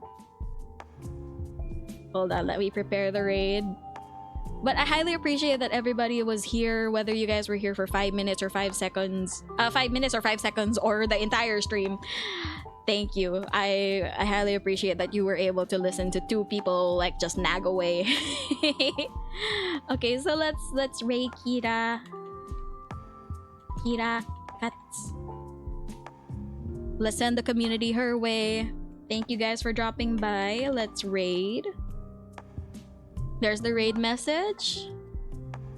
And for the YouTube audience, thank you guys for being so active. Oh my god, it's the first time that the YouTube audience was that active. So I highly appreciate that all of you were here.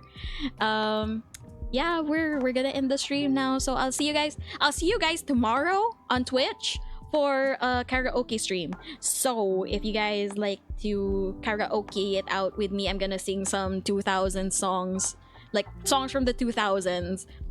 So yeah, if you guys like to hear me sing, I will sing in my Twitch. So I will see you guys. Start the raid. I'll see you guys next time. Bye bye. Bye bye.